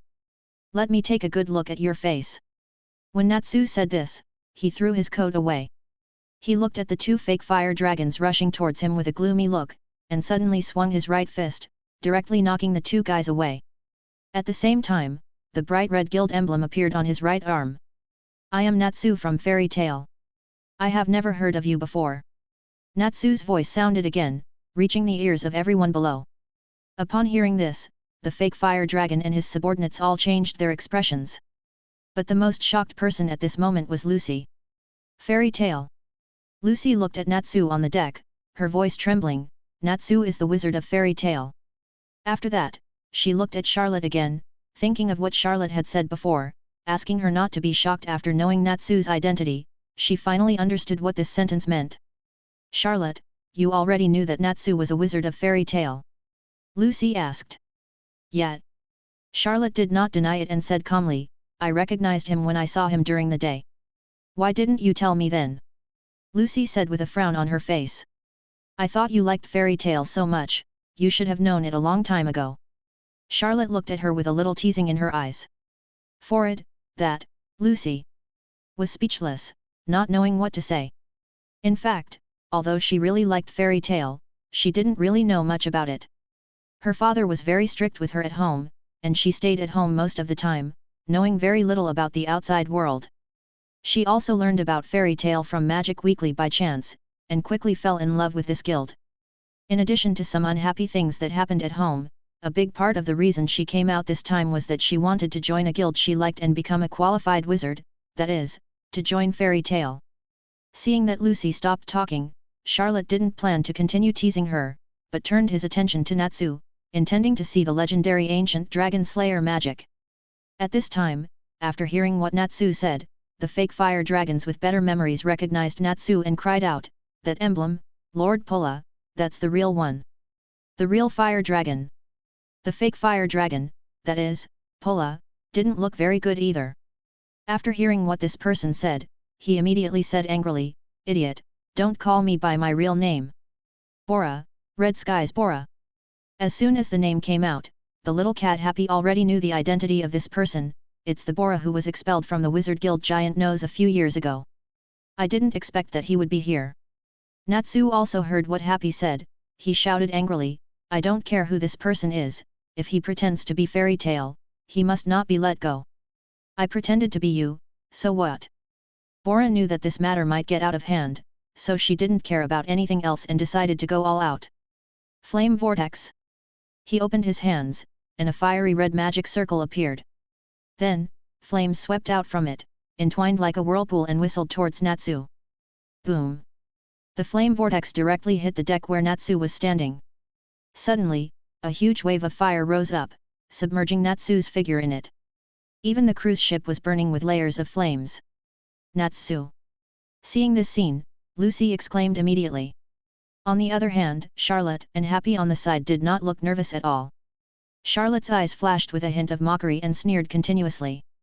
Natsu, who is known as the Fire Dragon, is a veritable Fire Dragon Slayer. Using fire to deal with a Fire Dragon Slayer, I really don't know whether this Pola is ignorant or not. Pola didn't know what it meant to attack a Fire Dragon Slayer with fire. When he saw Natsu being submerged by his own flames, the uneasiness in his heart began to calm down immediately, and then he snorted coldly, a guy who only talks but does not practice is useless. However, as soon as he finished speaking, Natsu's voice rang out, and the direction from which the voice came was exactly in the layers of flames. It tastes so bad. Along with this voice, there were also strange sounds like swallowing food. I said, are you really a fire wizard? I have never eaten such a disgusting fire. Natsu's voice sounded again, and then, under the shocked eyes, the layers of flames on the cruise ship began to shrink rapidly.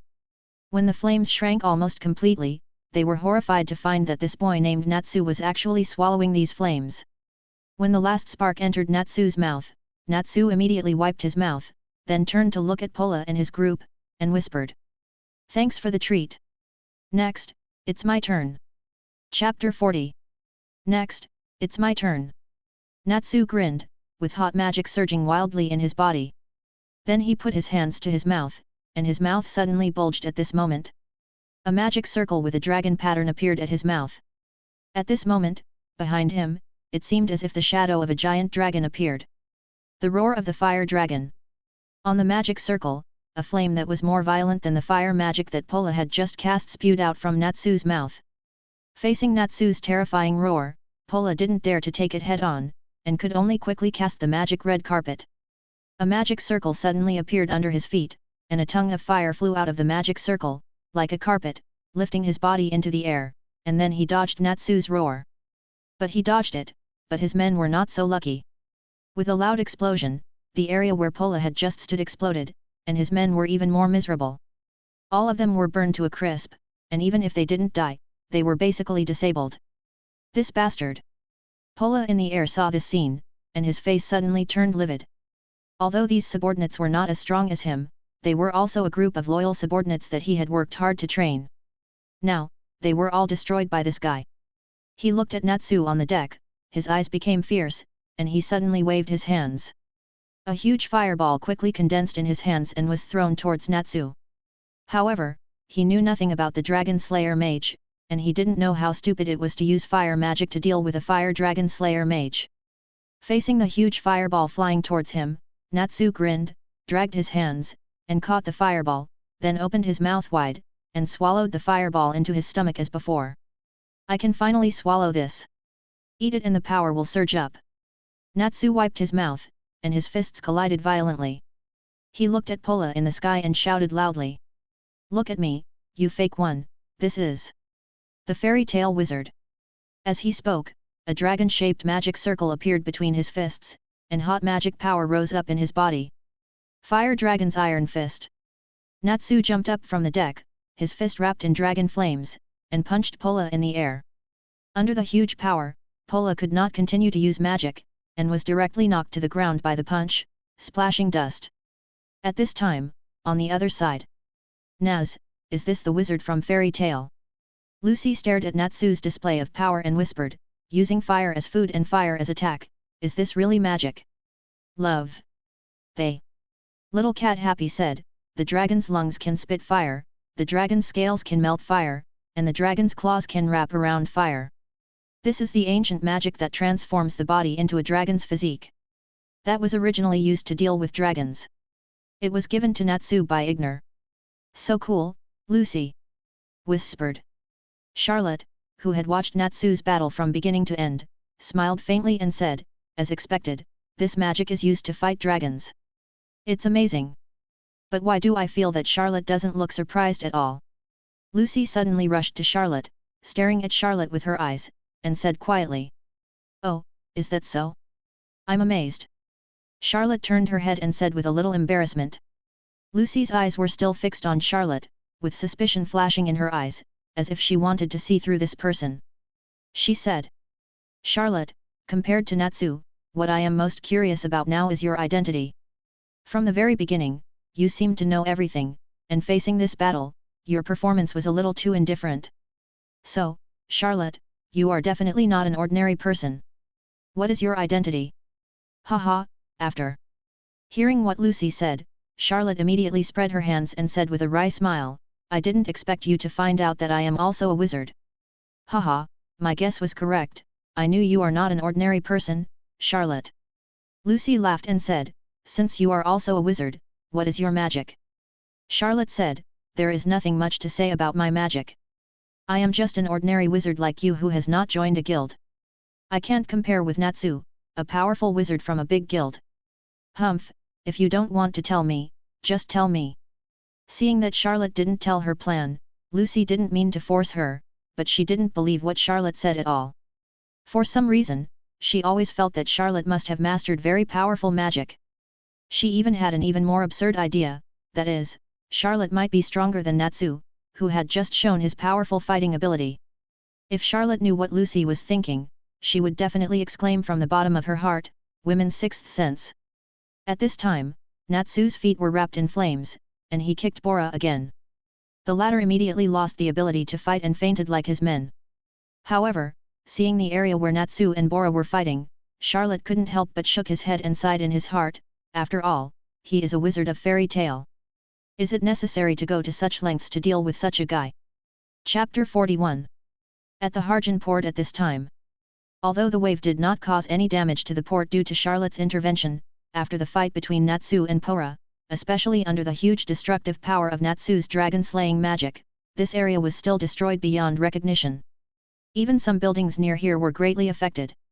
Fortunately, the nearby residents moved away early before the battle between the two, and the important docks of Harjun were not damaged, so it would not affect the fishing life of fishermen. It was obviously a crushing battle, but Natsu beat them into this state. It is indeed a wizard of fairy tale. Seeing is believing. Charlotte did not use time magic to repair the damaged places. He was not a special person to help clean up the mess. What's more, the army stationed in Harjun was almost here, so this matter could be left to them. Whatever you say, it will come. Not far away, there was a dull sound of footsteps coming from the sound of bumping. The uniform sound was obviously a well-trained army. Happy and Lucy, let's run. For this voice, Natsu, the ultimate destroyer, is very familiar with it, so he immediately ran over and shouted to Happy and Lucy. But at this time he also saw Charlotte beside them. Although he is a thick-skinned person, he still remembers some things very clearly. Hey, aren't you the good guy who treated me to dinner during the day? You should run too. Because of the dinner during the day, Natsu labeled Charlotte as a good guy. After shouting, he and Happy ran away first. The way they walked so fast, it was obvious that they had done this kind of running away many times in recent years. Let's run too. Charlotte said to Lucy with a smile, and then ran with Natsu and Happy. Hey, it wasn't us who caused the damage, why should we run away too? Following behind Charlotte, Lucy said in confusion. Because I also hate people in the military, and... Charlotte turned his head to look at Lucy behind him, curled his lips, revealed a handsome smile, and said, don't you want to join fairy tale? This is a good opportunity. Lucy was stunned, then she understood instantly, and a smile appeared on her face, yet. The next day. Because of the appearance of the army, the panic caused by the battle last night was quickly suppressed, and the buildings destroyed by the battle were also arranged to be rebuilt. As for Pola and his men, they were naturally arrested by the army. However, the real culprit who caused these destructions had already appeared at the Harjun station. Charlotte, since you are also a wizard, why don't you join fairy tale? Looking at Charlotte, the good guy who came with him to the station, Natsu smiled and sincerely invited Charlotte. Love. The kitten Happy also raised its two kitten paws and called out cutely. At the side, Lucy, who had already decided to go to Fairy Tale with Natsu, was looking at Charlotte with anticipation. In her heart, she actually wanted Charlotte to accompany her to Fairy Tale, so that as both of them were newcomers, they could take care of each other. Of course, she also thought of one thing, that is, if Charlotte also joined in, then she would know what Charlotte's magic was. Charlotte couldn't help laughing. This scene was so familiar. I remember that 2 years ago, Lisana and others had also extended an invitation to me in this way. I didn't expect that 2 years later, I would be invited again. However, his decision was still the same as 2 years ago. He shook his head and said, "No, I still have very important things to do." "What's the matter?" Lucy couldn't help asking, but Charlotte just smiled and said nothing. Seeing this, Lucy knew that Charlotte would not tell her this time, so she could only lower her head and stop talking. At this time, Charlotte suddenly said, "By the way, Lucy, to congratulate you on successfully joining your favorite guild, how about I give you a gift?" "Hey!" Lucy didn't expect Charlotte to say that. She waved her hands and said, "No, I should thank you for letting me join Fairy Tale. How can I have the nerve to accept your gift? Really don't want it." Charlotte looked at Lucy with interest, and saw him open his hand, and something appeared in his hand, shining golden in the sun. Seeing the thing in Charlotte's hand, Lucy's eyes lit up immediately. What Charlotte held in his hand was nothing else but the golden key, which only had 12 in the world. "Since you don't want it, I'll put it away," Charlotte said, and made a gesture to put the golden key away. "Hey! There are only 12 golden keys in the world. They are very tempting to any star spirit mage, and Lucy is no exception." She didn't look like she had just rejected Charlotte. She rushed forward and snatched the golden key from Charlotte's hand, saying shamelessly, "You said you would give it to me, so why would you take it back?" As she spoke, she looked at the golden key without blinking. "It's the Virgo star spirit. This golden key is the key to the Virgo constellation in the zodiac." Lucy couldn't let go of the new key and caressed it. As for Natsu and the kitten Happy, they stood aside and said that they didn't understand it at all. It was just a key, not some big fish or meat. Is it necessary to be so happy? Obviously, this golden key that was like a rare treasure in Lucy's eyes was not as good as a big meal in the eyes of Natsu and Happy. Lucy carefully put the golden key on her waist and put it together with her other keys. Then she looked at Charlotte and smiled happily, "Thank you, Charlotte." After that, she asked again, "But Charlotte, how did you get the zodiac key?" Chapter 42. Where did you get it from? Hearing Lucy's question, Charlotte smiled faintly and said perfunctorily, "Someone gave it to me." Lucy curled her lips when she heard it. Who would believe such nonsense? Fortunately, she was in a good mood because she had just obtained a golden key. As for where Charlotte got it from, she didn't really care. She just asked casually. However, for Charlotte, she now felt more and more that her previous premonition was correct. Charlotte was definitely not an ordinary magician. How could an ordinary magician take out a golden key casually, and so casually give the key to herself, who had only known him for 1 day? You know, although there are few star spirit magicians in this world, they are only compared to other types of wizards. If you really count them, the number is quite impressive. But there are only 12 golden keys in the world, and it is not easy to get them. Lucy, as a rookie wizard, has 3 golden keys because they were left by her mother. It can be said that she is definitely the luckiest among all the star spirit wizards. This example cannot be replicated. So combined with the previous things, Lucy felt that Charlotte was not an ordinary wizard at all. Woohoo! At this moment, the whistle of a train sounded in the station. "You should get on the train." Charlotte came to Natsu, patted his shoulder, and said with a playful smile, "Natsu, I wish you a pleasant journey." Natsu said that he didn't want to pay any attention to Charlotte at all. Thinking that he would get on the train soon, Natsu couldn't help but have the urge to vomit. Seeing Natsu with a sad face, Lucy in a good mood, and the kitten Happy getting on the train, Charlotte turned around and left the station. In fact, what Charlotte said before was not completely nonsense. The golden key was indeed given to him by others, but the meaning of the word given may be understood differently. The original owner of this Virgo golden key was a local duke. It was just that when Charlotte passed by that place a year ago, the blind duke provoked him, so Charlotte severely taught him a lesson, and the Duke really disgusted him, especially his use of the Virgo star spirit, which almost blinded him. His eyes were filled with tears. So after teaching him a lesson, Charlotte forced him to give himself the Virgo golden key. This key, falling into the hands of such a person, is simply a waste of natural resources. After Charlotte got the key, he kept it with him.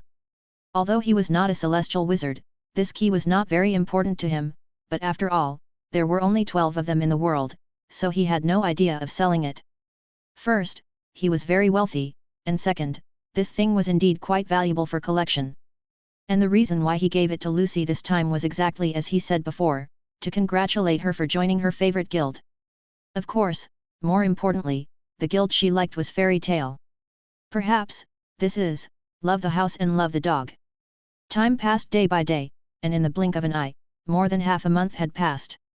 In the past half month, Charlotte basically stayed in Harjun.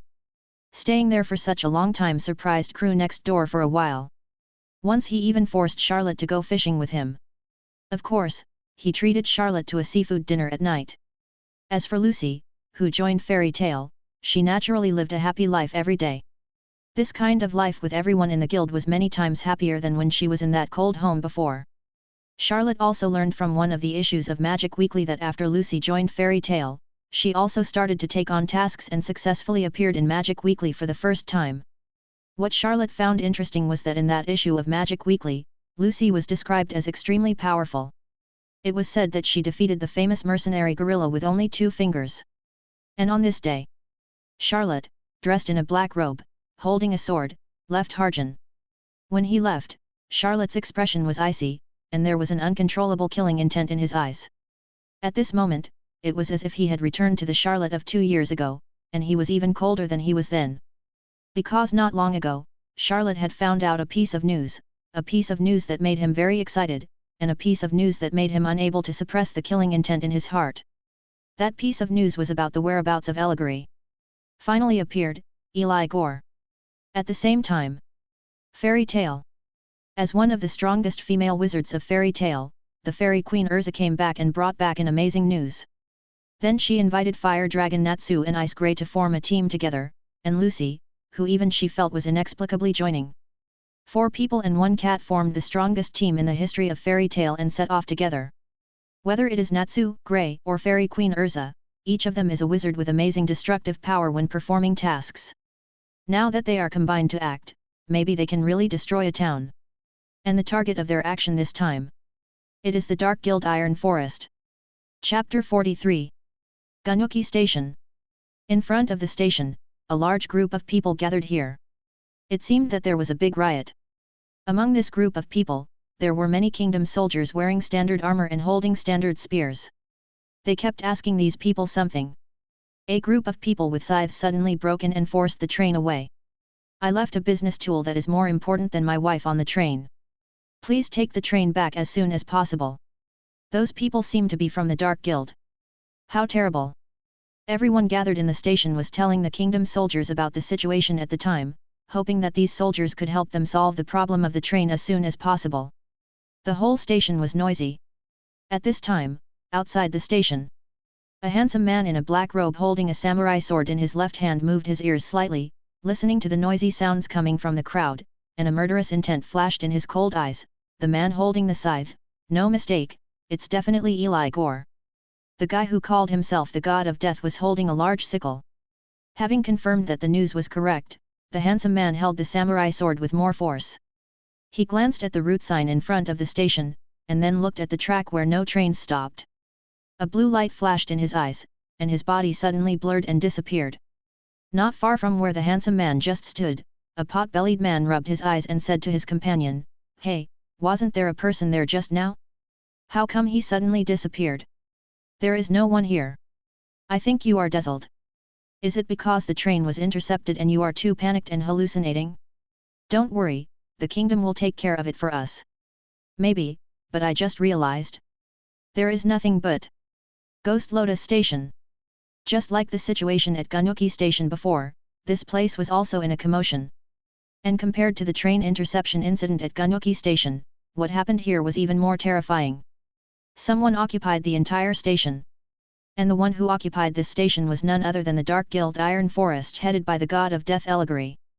After the Iron Forest occupied the station, the army stationed in Ghost Lotus City quickly took action.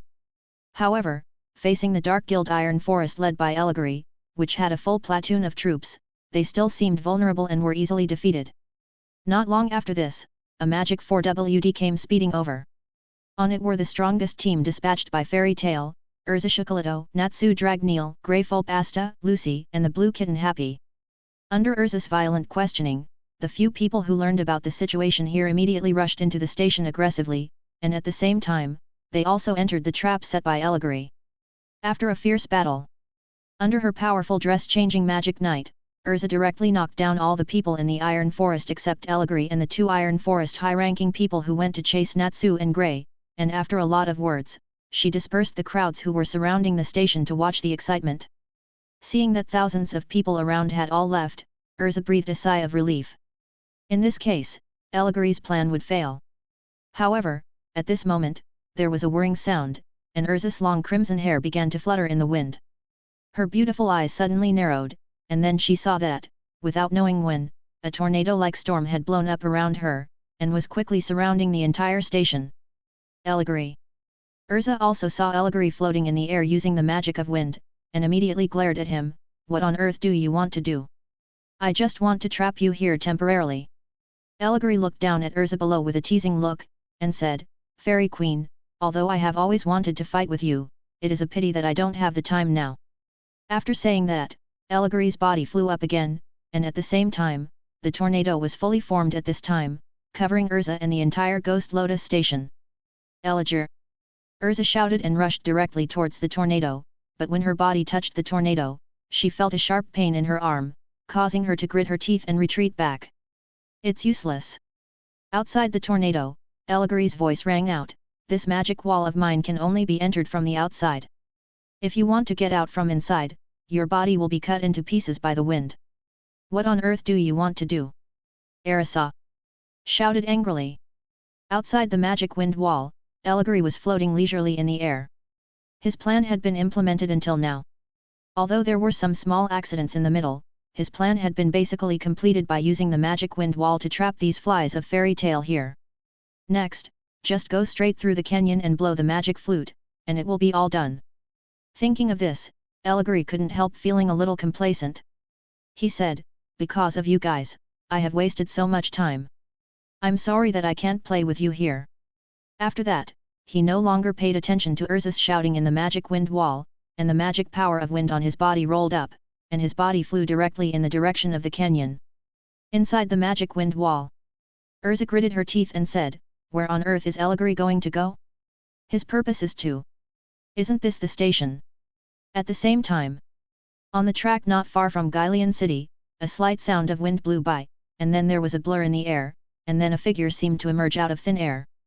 Because of the high speed, when he stopped, there was a vague afterimage behind him. This person was dressed in a black robe and had a handsome face. It was Charlotte who came all the way from Gunyuki Station. He looked at the outline of Gylean City in front of him, and felt a strong breath of wind coming from it. The corners of his mouth suddenly rose slightly, and he smiled coldly. This breath, Eligor, wait for me. After saying this, the dust flew up under his feet, and his figure became blurry and disappeared on the spot. Chapter 44. Ghost Lotus Station. The whistling sound of the wind kept swirling in the sky. The magic wind wall, like a tornado, enveloped the entire station, trapping the strongest team of Fairy Tail in the station. In the station, Urza was interrogating the members of the Iron Forest who were defeated by him one by one, trying to find out how to break the magic wind wall. Unfortunately, these people were just the lowest level members of the Iron Forest. How could they know how to break their leader's magic? Bang! Urza punched a member of the Iron Forest who failed to interrogate again, knocking him unconscious, and her face was a little furious. Where did Eligor go? What was his real plan? Urza didn't know, and now she was trapped in this magic wind wall and couldn't do anything. But at this moment, Urza narrowed her eyes slightly and looked at the magic wind wall. She felt that there was a very powerful magic outside the magic wind wall, but it was not Eligor's, but a magic that made her very unfamiliar. Then, she saw a blue light flashing on the magic wind wall, and it went straight through the magic wind wall and entered the station. The blue light dissipated, and a figure emerged from it. This person was dressed in a black robe, with a handsome face, but his expression was particularly cold. Urza was sure that she had never seen this person before, otherwise she should have some impression of him just because he was so handsome.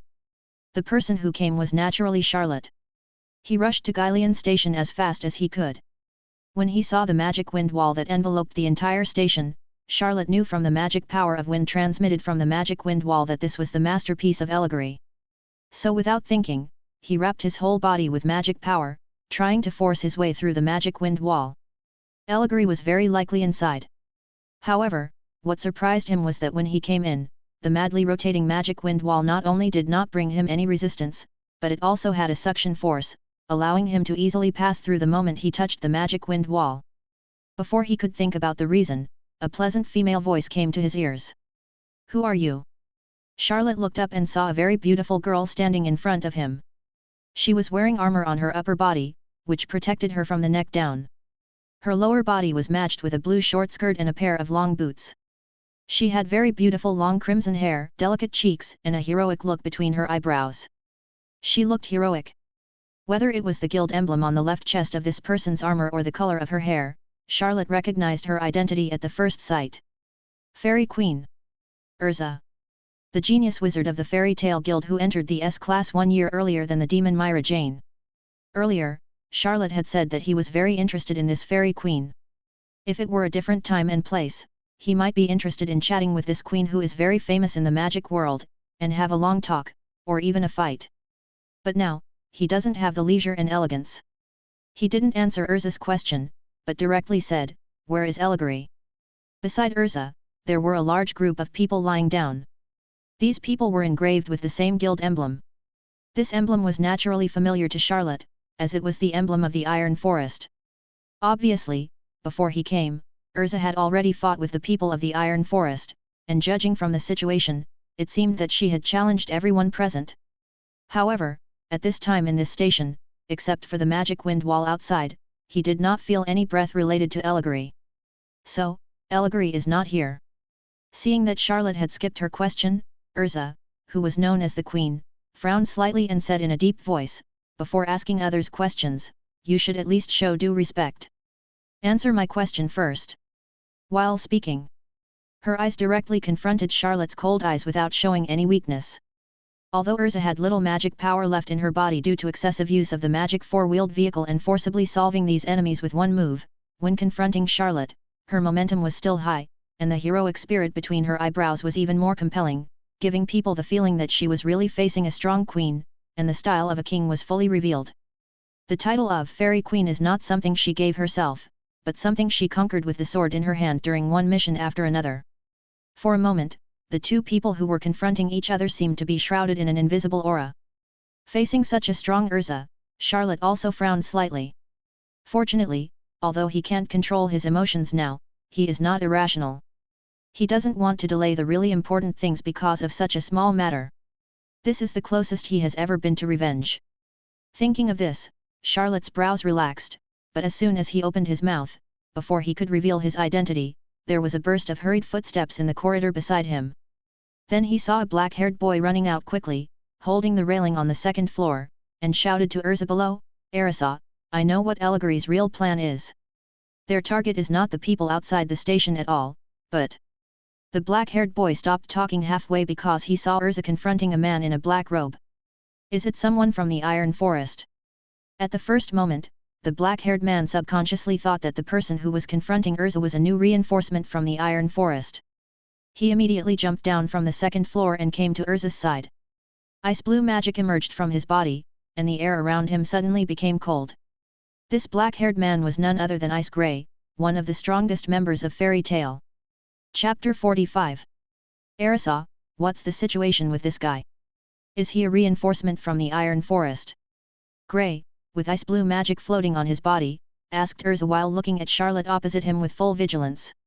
He was very sure that Charlotte was not among the people from the Iron Forest before, otherwise, with Charlotte's appearance, he would not have forgotten him. Urza shook her head and said, "He came to find Eligor, but from his tone just now, he should not be from the Iron Forest." I am indeed not from the Iron Forest. I came here only to seek revenge on Eligor. Listening to the conversation between the two, Charlotte did not say much nonsense and directly stated the purpose of his trip. Revenge. Erisa and Grey were both stunned. Charlotte looked directly at Grey. From what Grey had not finished saying just now, it was not difficult to hear that he should know where Eligor was. Charlotte asked, "Please tell me the whereabouts of Eligor, thank you very much." Erisa, look, Grey hesitated and looked at Erisa. "Just tell me, what is Eligor's real plan?" Erisa looked at Charlotte deeply, and then spoke.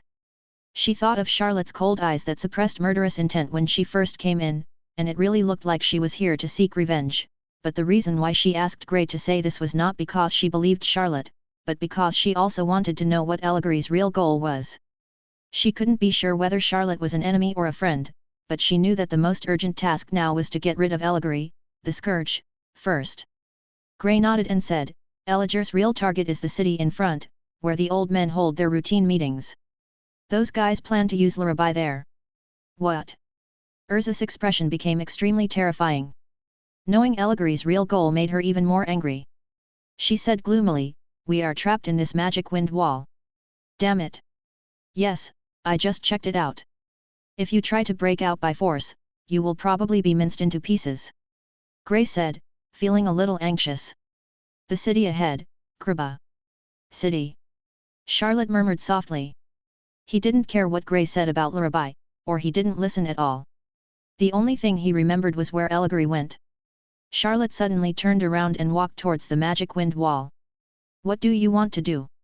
Ersa shouted immediately upon seeing this. Grey saw what Charlotte was thinking and said, "He wants to break through this magic wind wall." It seems that what he just said is true. He really came to seek revenge on Eligor. Hearing this, Ersa immediately shouted at Charlotte, "Calm down. Didn't you hear what we said just now? You can't break through this magic wind wall." However, Charlotte seemed to be completely deaf to Ersa's words. She still walked towards the magic wind wall until she got close, then she stopped and looked up at the madly spinning magic wind wall. "This guy." Ersa gritted her teeth. Although she was strong, she was kind at heart. Seeing that Charlotte didn't listen to her advice, she was a little angry. At this time, several footsteps came from the side. "Ersa, Grey." Lucy ran out from the corridor and shouted when she saw Ersa and Grey. Natsu and Happy followed her. However, Natsu was a little injured and his clothes were torn. It was obvious that he had just experienced a big battle. In his hand, he was holding a person, the opponent he defeated this time, a senior member of the Iron Forest, Kageyama. "Charlotte, why are you here?" After Lucy ran over, she saw not only Ersa and Grey, but also Charlotte in front of the magic wind wall. She was immediately surprised and shouted, "Lucy, do you know this person?" Ersa was a little surprised when she heard this. "Yeah, I met him last time in Harjun, he's a very nice and friendly person." Lucy nodded repeatedly, "By the way, Natsu also knows him." "Kind." Ersa and Grey looked strange when they heard the word Lucy said. This person, no matter how they looked at it, didn't fit this word. Fortunately, they would not dwell on this issue. Ersa immediately said, "Since you know him, then you should persuade him quickly. If he tries to break through this magic wind wall, he will be torn into pieces." "Ah!" Lucy was shocked, but just when she was about to dissuade Charlotte, Grey said, "Wait." Ersa and Lucy looked at Grey in confusion, and the latter said, "Look, he doesn't seem to want to break through the magic wind wall." Upon hearing this, the two looked over immediately. Charlotte looked up at the magic wind wall, and his black robe swelled high under the blowing of the magic wind wall, making a rustling sound. In his eyes, a blue light flashed, and a majestic mental force roared out, with a thought in his mind. "Time domain, slow down." Suddenly, an invisible wave spread out from Charlotte to the surroundings, covering the entire station and the magic wind wall outside in a strange domain. When this domain descended, the speed of time in this area changed quietly under the pull of a mysterious power. "What's going on, Ersa, do you feel it?" Grey's face changed. Just now, he suddenly felt that his movements became more difficult than before, but what puzzled him was that he clearly didn't feel his body getting heavier, but his movements were slower than before. Even the speed of his conversation with Ersa just now slowed down a lot. "Yes." Ersa nodded. She naturally felt the obvious change. She stared at Charlotte's back. Was it because of this person? Not only the two of them, but also Lucy, Natsu, and everyone present felt the change. Even the kitten Happy fell directly from the air onto Natsu's shoulder because the speed of flapping its wings suddenly slowed down. It was not just them who were affected, but everything in the entire area was affected, including the crazy spinning magic wind wall. Chapter 46. The impact on Urza and the others was not because their bodies became heavy, nor because the space that carried them became thicker, but because the flow of time in the area they were in changed. The flow of time slowed down, and their movements naturally slowed down. The moves that Charlotte used this time were different from the time acceleration he used in the past. When he used time acceleration before, he only blessed it on himself, making his own time flow faster, achieving the effect of doubling both the movement speed and the attack speed. With the blessing of this time acceleration ability, within a short distance, Charlotte's speed, in the eyes of ordinary people, is like teleportation. Only in the eyes of those truly powerful wizards can they catch some of his movement trajectories. And this time, he used the time deceleration ability that is completely opposite to time acceleration. Since it is time deceleration, he naturally will not bless himself, but act on others. Through the eye of time, relying on his strong spiritual will, it spreads to an area and allows it to descend in the form of a domain. In this area, except for himself, everything will be affected by the slowing down of time. People in this area will be affected differently by the slowing down of time according to their own strength, but the specific situation depends on the form. Of course, there is an exception.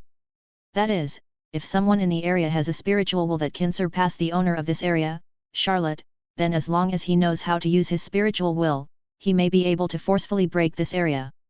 However, if someone really does this, then Charlotte will definitely give him 2 words, looking for death. At this time, in the station, Lucy, the weakest and most affected member of the strongest team, suddenly exclaimed, and her speech speed slowed down a lot. Look, the wind wall seems to be disappearing. Without Lucy's reminder, the other people had already noticed the changes in the magic wind wall, and they all stared at it nervously.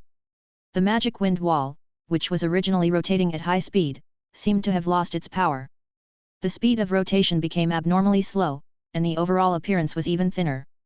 You could even vaguely see the outside world through the gap. In the field of time deceleration, if the wind loses its speed, can it continue to rotate to form a storm? The answer is naturally no. Soon, the magic wind wall, which had lost its ability to rotate at high speed, was like ordinary wind, floating in the air, and everything outside the station was exposed to everyone's vision again. Seeing this scene, everyone in Fairy Tale shouted in their hearts, and their expressions were even more excited. The magic wind wall that trapped them disappeared. What else could stop them? Urza looked at Charlotte's back in front of her, and a smile appeared at the corner of her mouth. This person really gave her a big surprise. But in the next moment, Urza only felt a flash in front of her eyes, and then she saw Charlotte's body blurry, and disappeared directly on the spot, as if it had disappeared out of thin air. No, however, Urza knew that Charlotte did not disappear out of thin air just now, but it was an illusion caused by the speed being too fast, because Urza caught Charlotte's moving trajectory at that moment. But, that was all.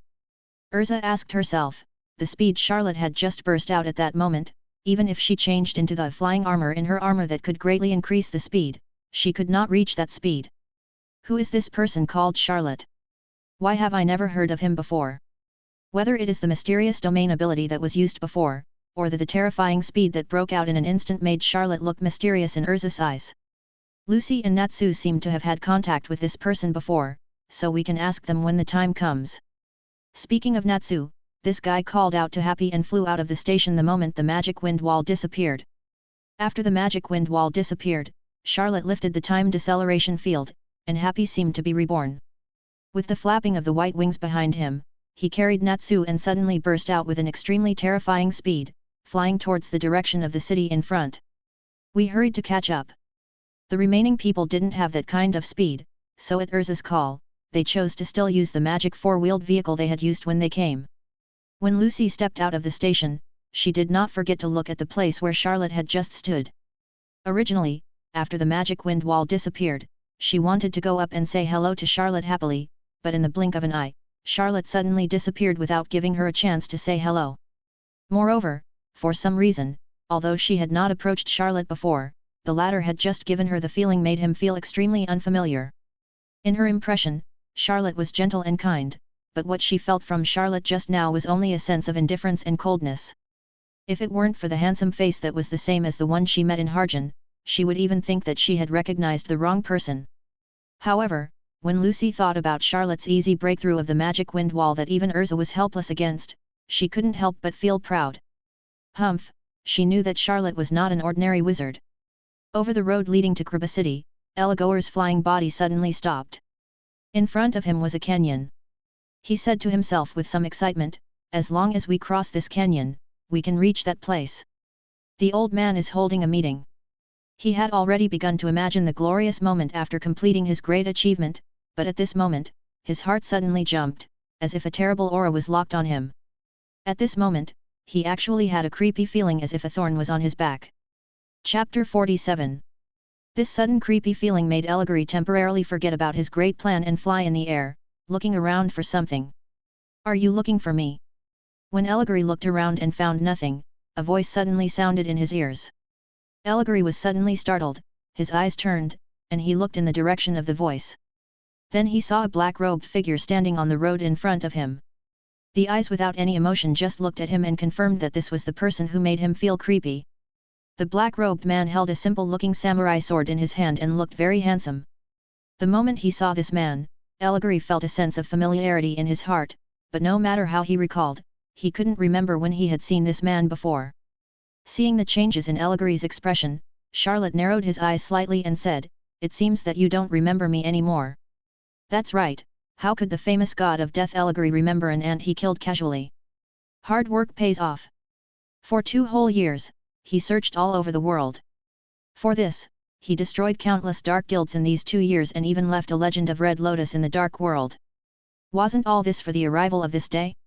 When he learned that Eligor had appeared, he did not hesitate to use up his mental strength along the way and used the ability to accelerate time throughout the journey.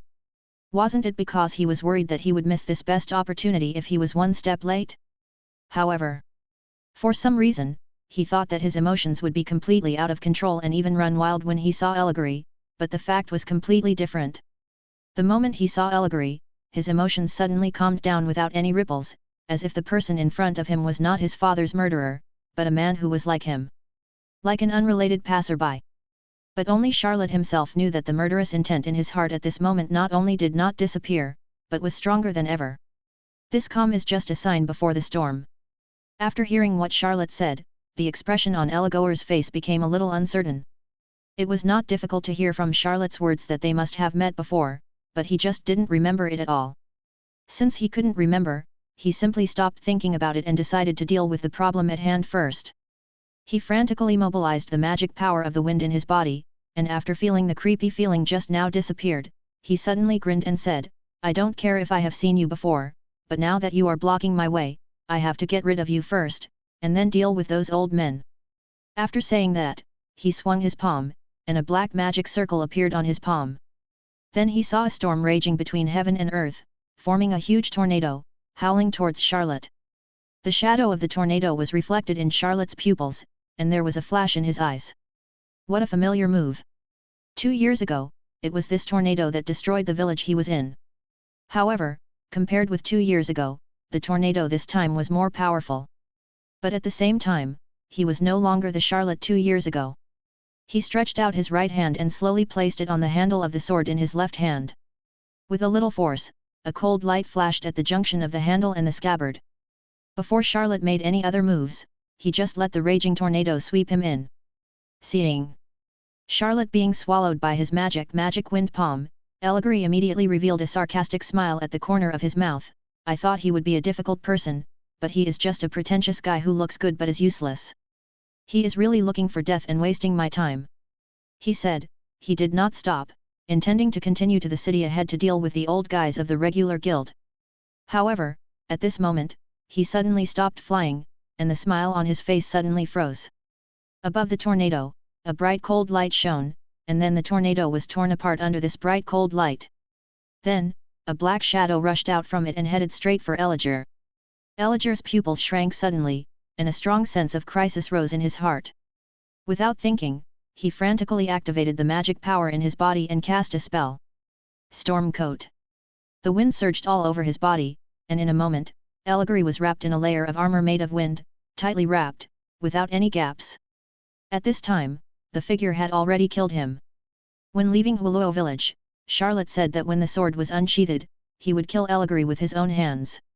Now, Eligor was right in front of him, how could the sword not come out? The ultimate sword, Red Lotus Dance. The silver-white blade shone brightly in the sun.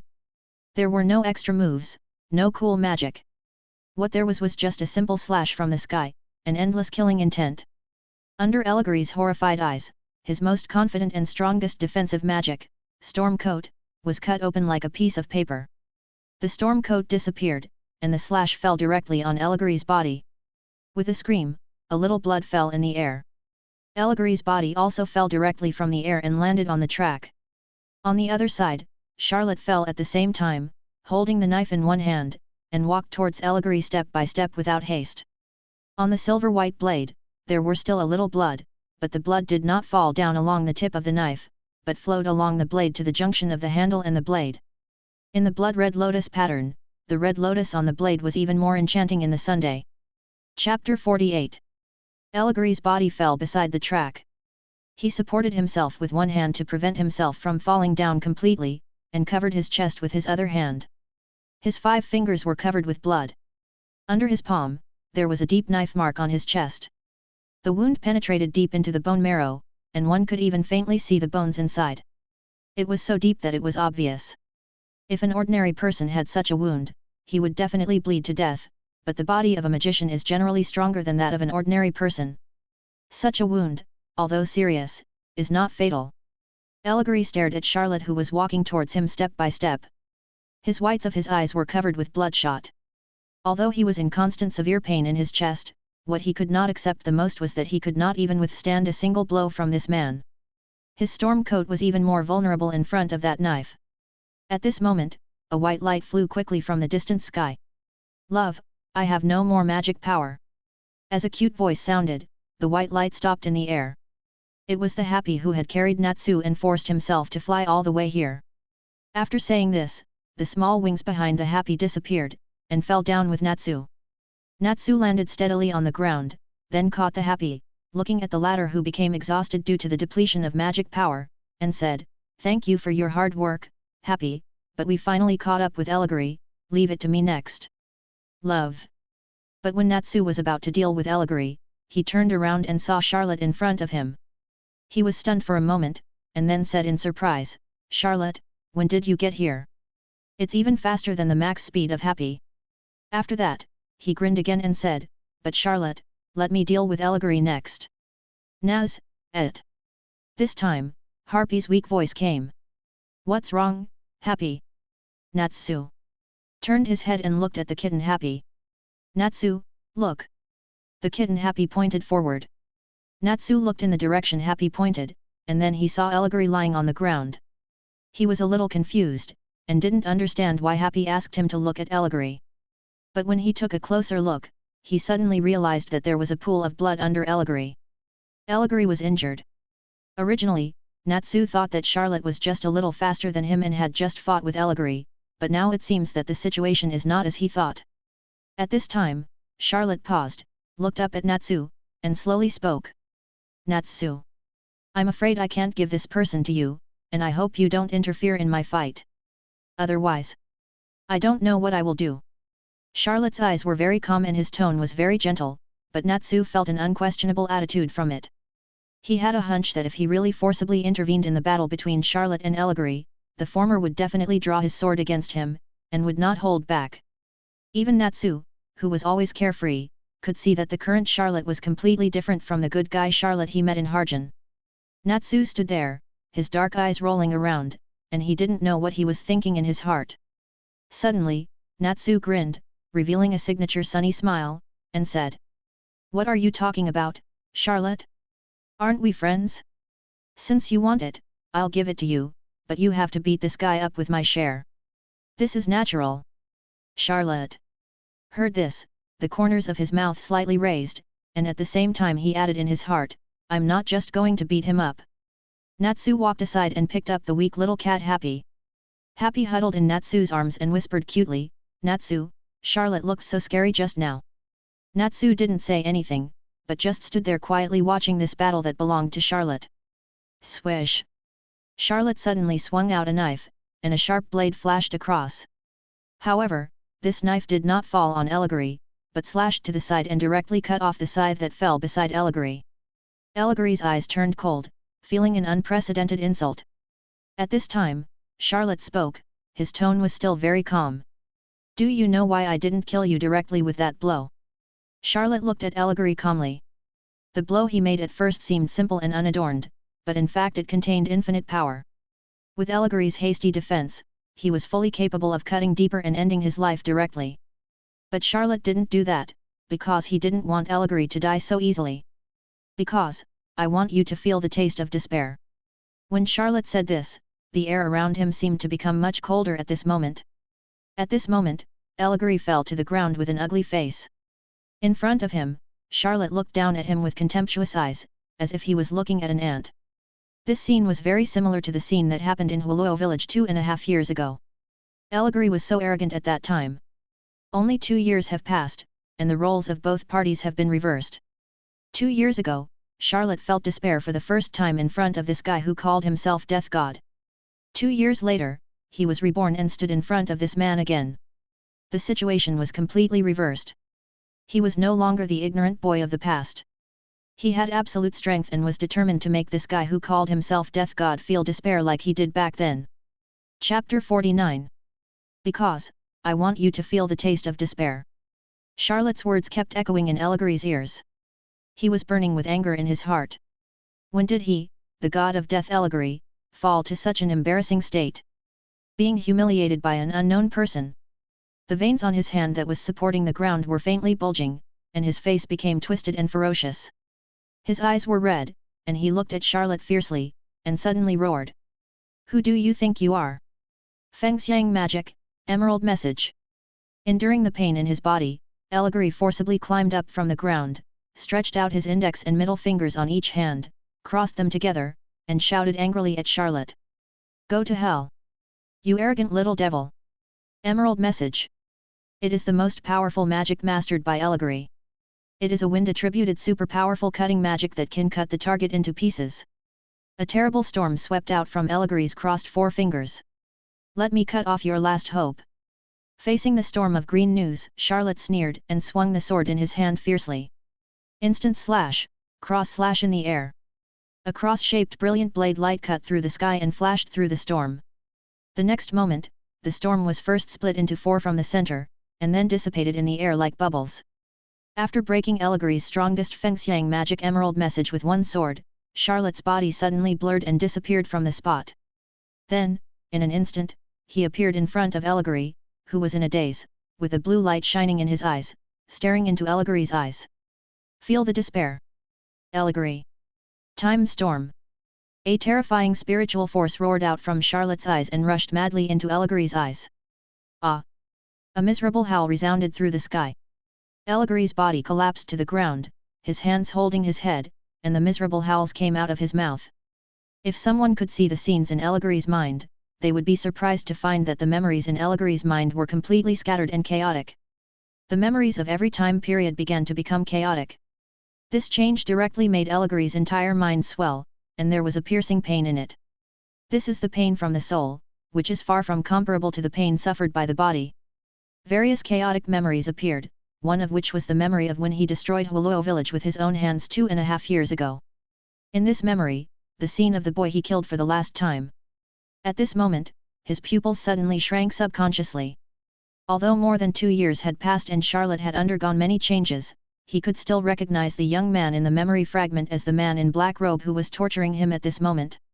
At this moment, he finally knew when he had seen this man, but he didn't understand why a man he had killed 2 years ago was not only alive and well until now, but also had such terrifying strength. However, at this moment, he didn't even have the opportunity to ask this question, and he didn't even have the strength to speak. His strength was consumed by the pain in his soul. "Ah!" The wailing continued, and Eligor lay on the ground, shaking as if in convulsion. He was beginning to have mental problems. He gradually began to lose track of who he was and what he was going to do. He only knew one thing now. He opened his mouth almost instinctively, and uttered a series of intermittent weak sounds, "Kill me! Kill me, ah! Natsu, I'm so scared!" Seeing such a horrifying scene, the little cat Happy was so scared that he didn't dare to continue watching. He turned his head and buried it in Natsu's shoulder. "Enough! Charlotte!" Natsu suddenly shouted. Charlotte, who was immersed in torturing Eligor and gradually forgetting himself, was awakened by Natsu's shout. A rare solemnity appeared on Natsu's face. He said, "Charlotte, I don't know what you have been through in the past, and how much hatred you have for Eligor, but look at you now, torturing him. Are you happy?" Are you happy?" Charlotte was slightly stunned, and the whole person became a little dazed. He found the murderer of his father. He could kill him at will and fulfill his original promise. He could even avenge him for what he had done and make him suffer in human pain. But, was he happy? No. Killing an enemy should be a happy thing, but at this moment, he didn't have any such emotion. Why? Because no matter whether he killed Eligor or tortured Eligor, what he lost was still lost and would not come back. At this moment, a figure suddenly appeared in Charlotte's mind. It was a sturdy middle-aged man with a simple smile on his face. "Dad?" The figure that emerged in his mind was his dead father. Looking at his father's face, Charlotte couldn't help but think of the happy times he had with his father when he was a child in Huluo village. He closed his eyes slightly and whispered softly, "Dad, if you were still alive, you wouldn't want to see me like this, right?" Charlotte's thoughts gradually became clearer, and she began to understand some things. Chapter 50. Charlotte's mind began to become clear, and some things that were difficult to perceive in the past gradually became clear at this moment. For more than 2 years, perhaps Charlotte himself did not know that Eligor had always been a knot in his heart. Of course, perhaps he realized it early, but he could never solve it. And this time, getting rid of Eligor can be said to be the key to Charlotte's solution. However, when Charlotte faced Eligor, all the emotions that he had suppressed in the deepest part of his heart for more than 2 years broke out at this moment, as if he was trapped in a kind of demon. So although he could easily kill him and avenge his hatred, Charlotte always had a kind of unwillingness in his heart, and did not want him to die so simply, so in the end he used the time storm to forcibly invade Eligor's mind, disrupting his time memory, and making him feel the despair of living a life worse than death. Fortunately, Natsu suddenly roared, forcing him to withdraw from this state, and realized his true heart, and his state of mind changed. No matter how much he tortured Eligor, he couldn't change anything. The past was over. No matter how much he missed it, it was useless. What he should do now was to grasp the present and the future. What Charlotte didn't know was that at the moment of enlightenment, his spiritual will began to sublimate. This will be useful later. Charlotte slowly opened her eyes, the azure light in them receded, replaced by eyes that were clearer than before, pure and flawless, like the purest thing in the world. "Thanks, Natsu." Charlotte looked at Natsu with clear eyes and smiled slightly. "Haha, I didn't do anything actually." Natsu touched his head and laughed heartily. He felt like the good guy Charlotte from Harjun was back. "However, I still have to kill this man." As he said this, Charlotte looked down at Eligor, who was lying on the ground and completely unconscious. Charlotte had already lifted the time storm, and the piercing pain in his soul had subsided a lot, but his memory of time had been completely disrupted. Unless Charlotte helped him, even if he survived, he would become no different from a fool. Therefore, for Eligor at this moment, death might be a relief for him. He raised the absolute sword in his hand and slashed it lightly. Eligor, who did not resist at all, was easily killed by this sword. So far, Charlotte has truly fulfilled his original promise. The absolute sword came out and killed Eligor with his own hands. Then, Charlotte used the tip of the knife to cut off a piece of the black cloak that Eligor was wearing and held it in his hand. After doing all this, Charlotte turned and walked aside, sat on a rock, and quietly looked at the sky in the distance. His heart was calm. He had completed the thing he had been pursuing for 2 years, and at the same time, he had untied the knot in his heart. His heart was more relaxed than ever at this moment. And just as Charlotte turned around, an object quietly slipped out of Eligor's body. It was a flute that looked like a dead tree with 3 ugly eyeballs on the front. Charlotte noticed it at the time, but he didn't care. Natsu and Happy didn't notice it at all. At this time, after such a long time, Urza and others driving the Magic 4x4 finally arrived. In addition to the strongest members of Fairy Tail, there was another person in the Magic 4x4, that is, Kageyama, a senior member of the Iron Forest who was defeated by Natsu before. Natsu, did you kill Eligor? As soon as they got out of the car, they saw Eligor lying on the ground, lifeless. Before Natsu could say anything, the little cat Happy spoke first. Charlotte killed him. Charlotte was so strong, and Charlotte became so scary just now, but now he's good again. Hearing this, everyone looked at Charlotte who was sitting on a rock not far away and looking at the sky. Charlotte had told them before that he came here specifically to seek revenge on Eligor. Now, it should be considered that his revenge was successful. How is it possible? How could brother Eligor die? At this time, an unbelievable voice sounded, and Kageyama quickly pounced on Eligor's body, shaking his head continuously, obviously unable to believe what he saw. Urza ignored Kageyama, and said to the people of Fairy Tail, since Eligor is dead, the crisis this time is resolved. However, since we are here, let's go to the regular meeting venue and tell the president about the ins and outs of the matter and ask for instructions on how to deal with the flute. Urza spoke, and the other people in Fairy Tail naturally would not object, and they all nodded. But at this moment, the situation suddenly changed, and Kageyama, who was squatting beside Eligor, suddenly grabbed the dead wood flute on the ground, and then took advantage of everyone's unpreparedness, and directly started the magic four-wheel drive car, and drove quickly towards the city of Kriba in front, and at the same time did not forget to shout crazily. Flies of Fairy Tail, you are too careless. I will accept your offer, and I will fulfill brother Eligor's last wish. Damn it, let's chase him. Urza yelled in anger. After that, she ran towards Kriba city first, followed by Natsu, Grey, and the kitten Happy. But Lucy, for some reason, did not keep up, but hesitated for a moment and walked towards Charlotte. Why don't you go? Charlotte's eyes were still looking at the sky in the distance, and she suddenly spoke without turning her head. Lucy stood there in silence for a while, then stepped forward and whispered, Charlotte, long time no see, you, well enough.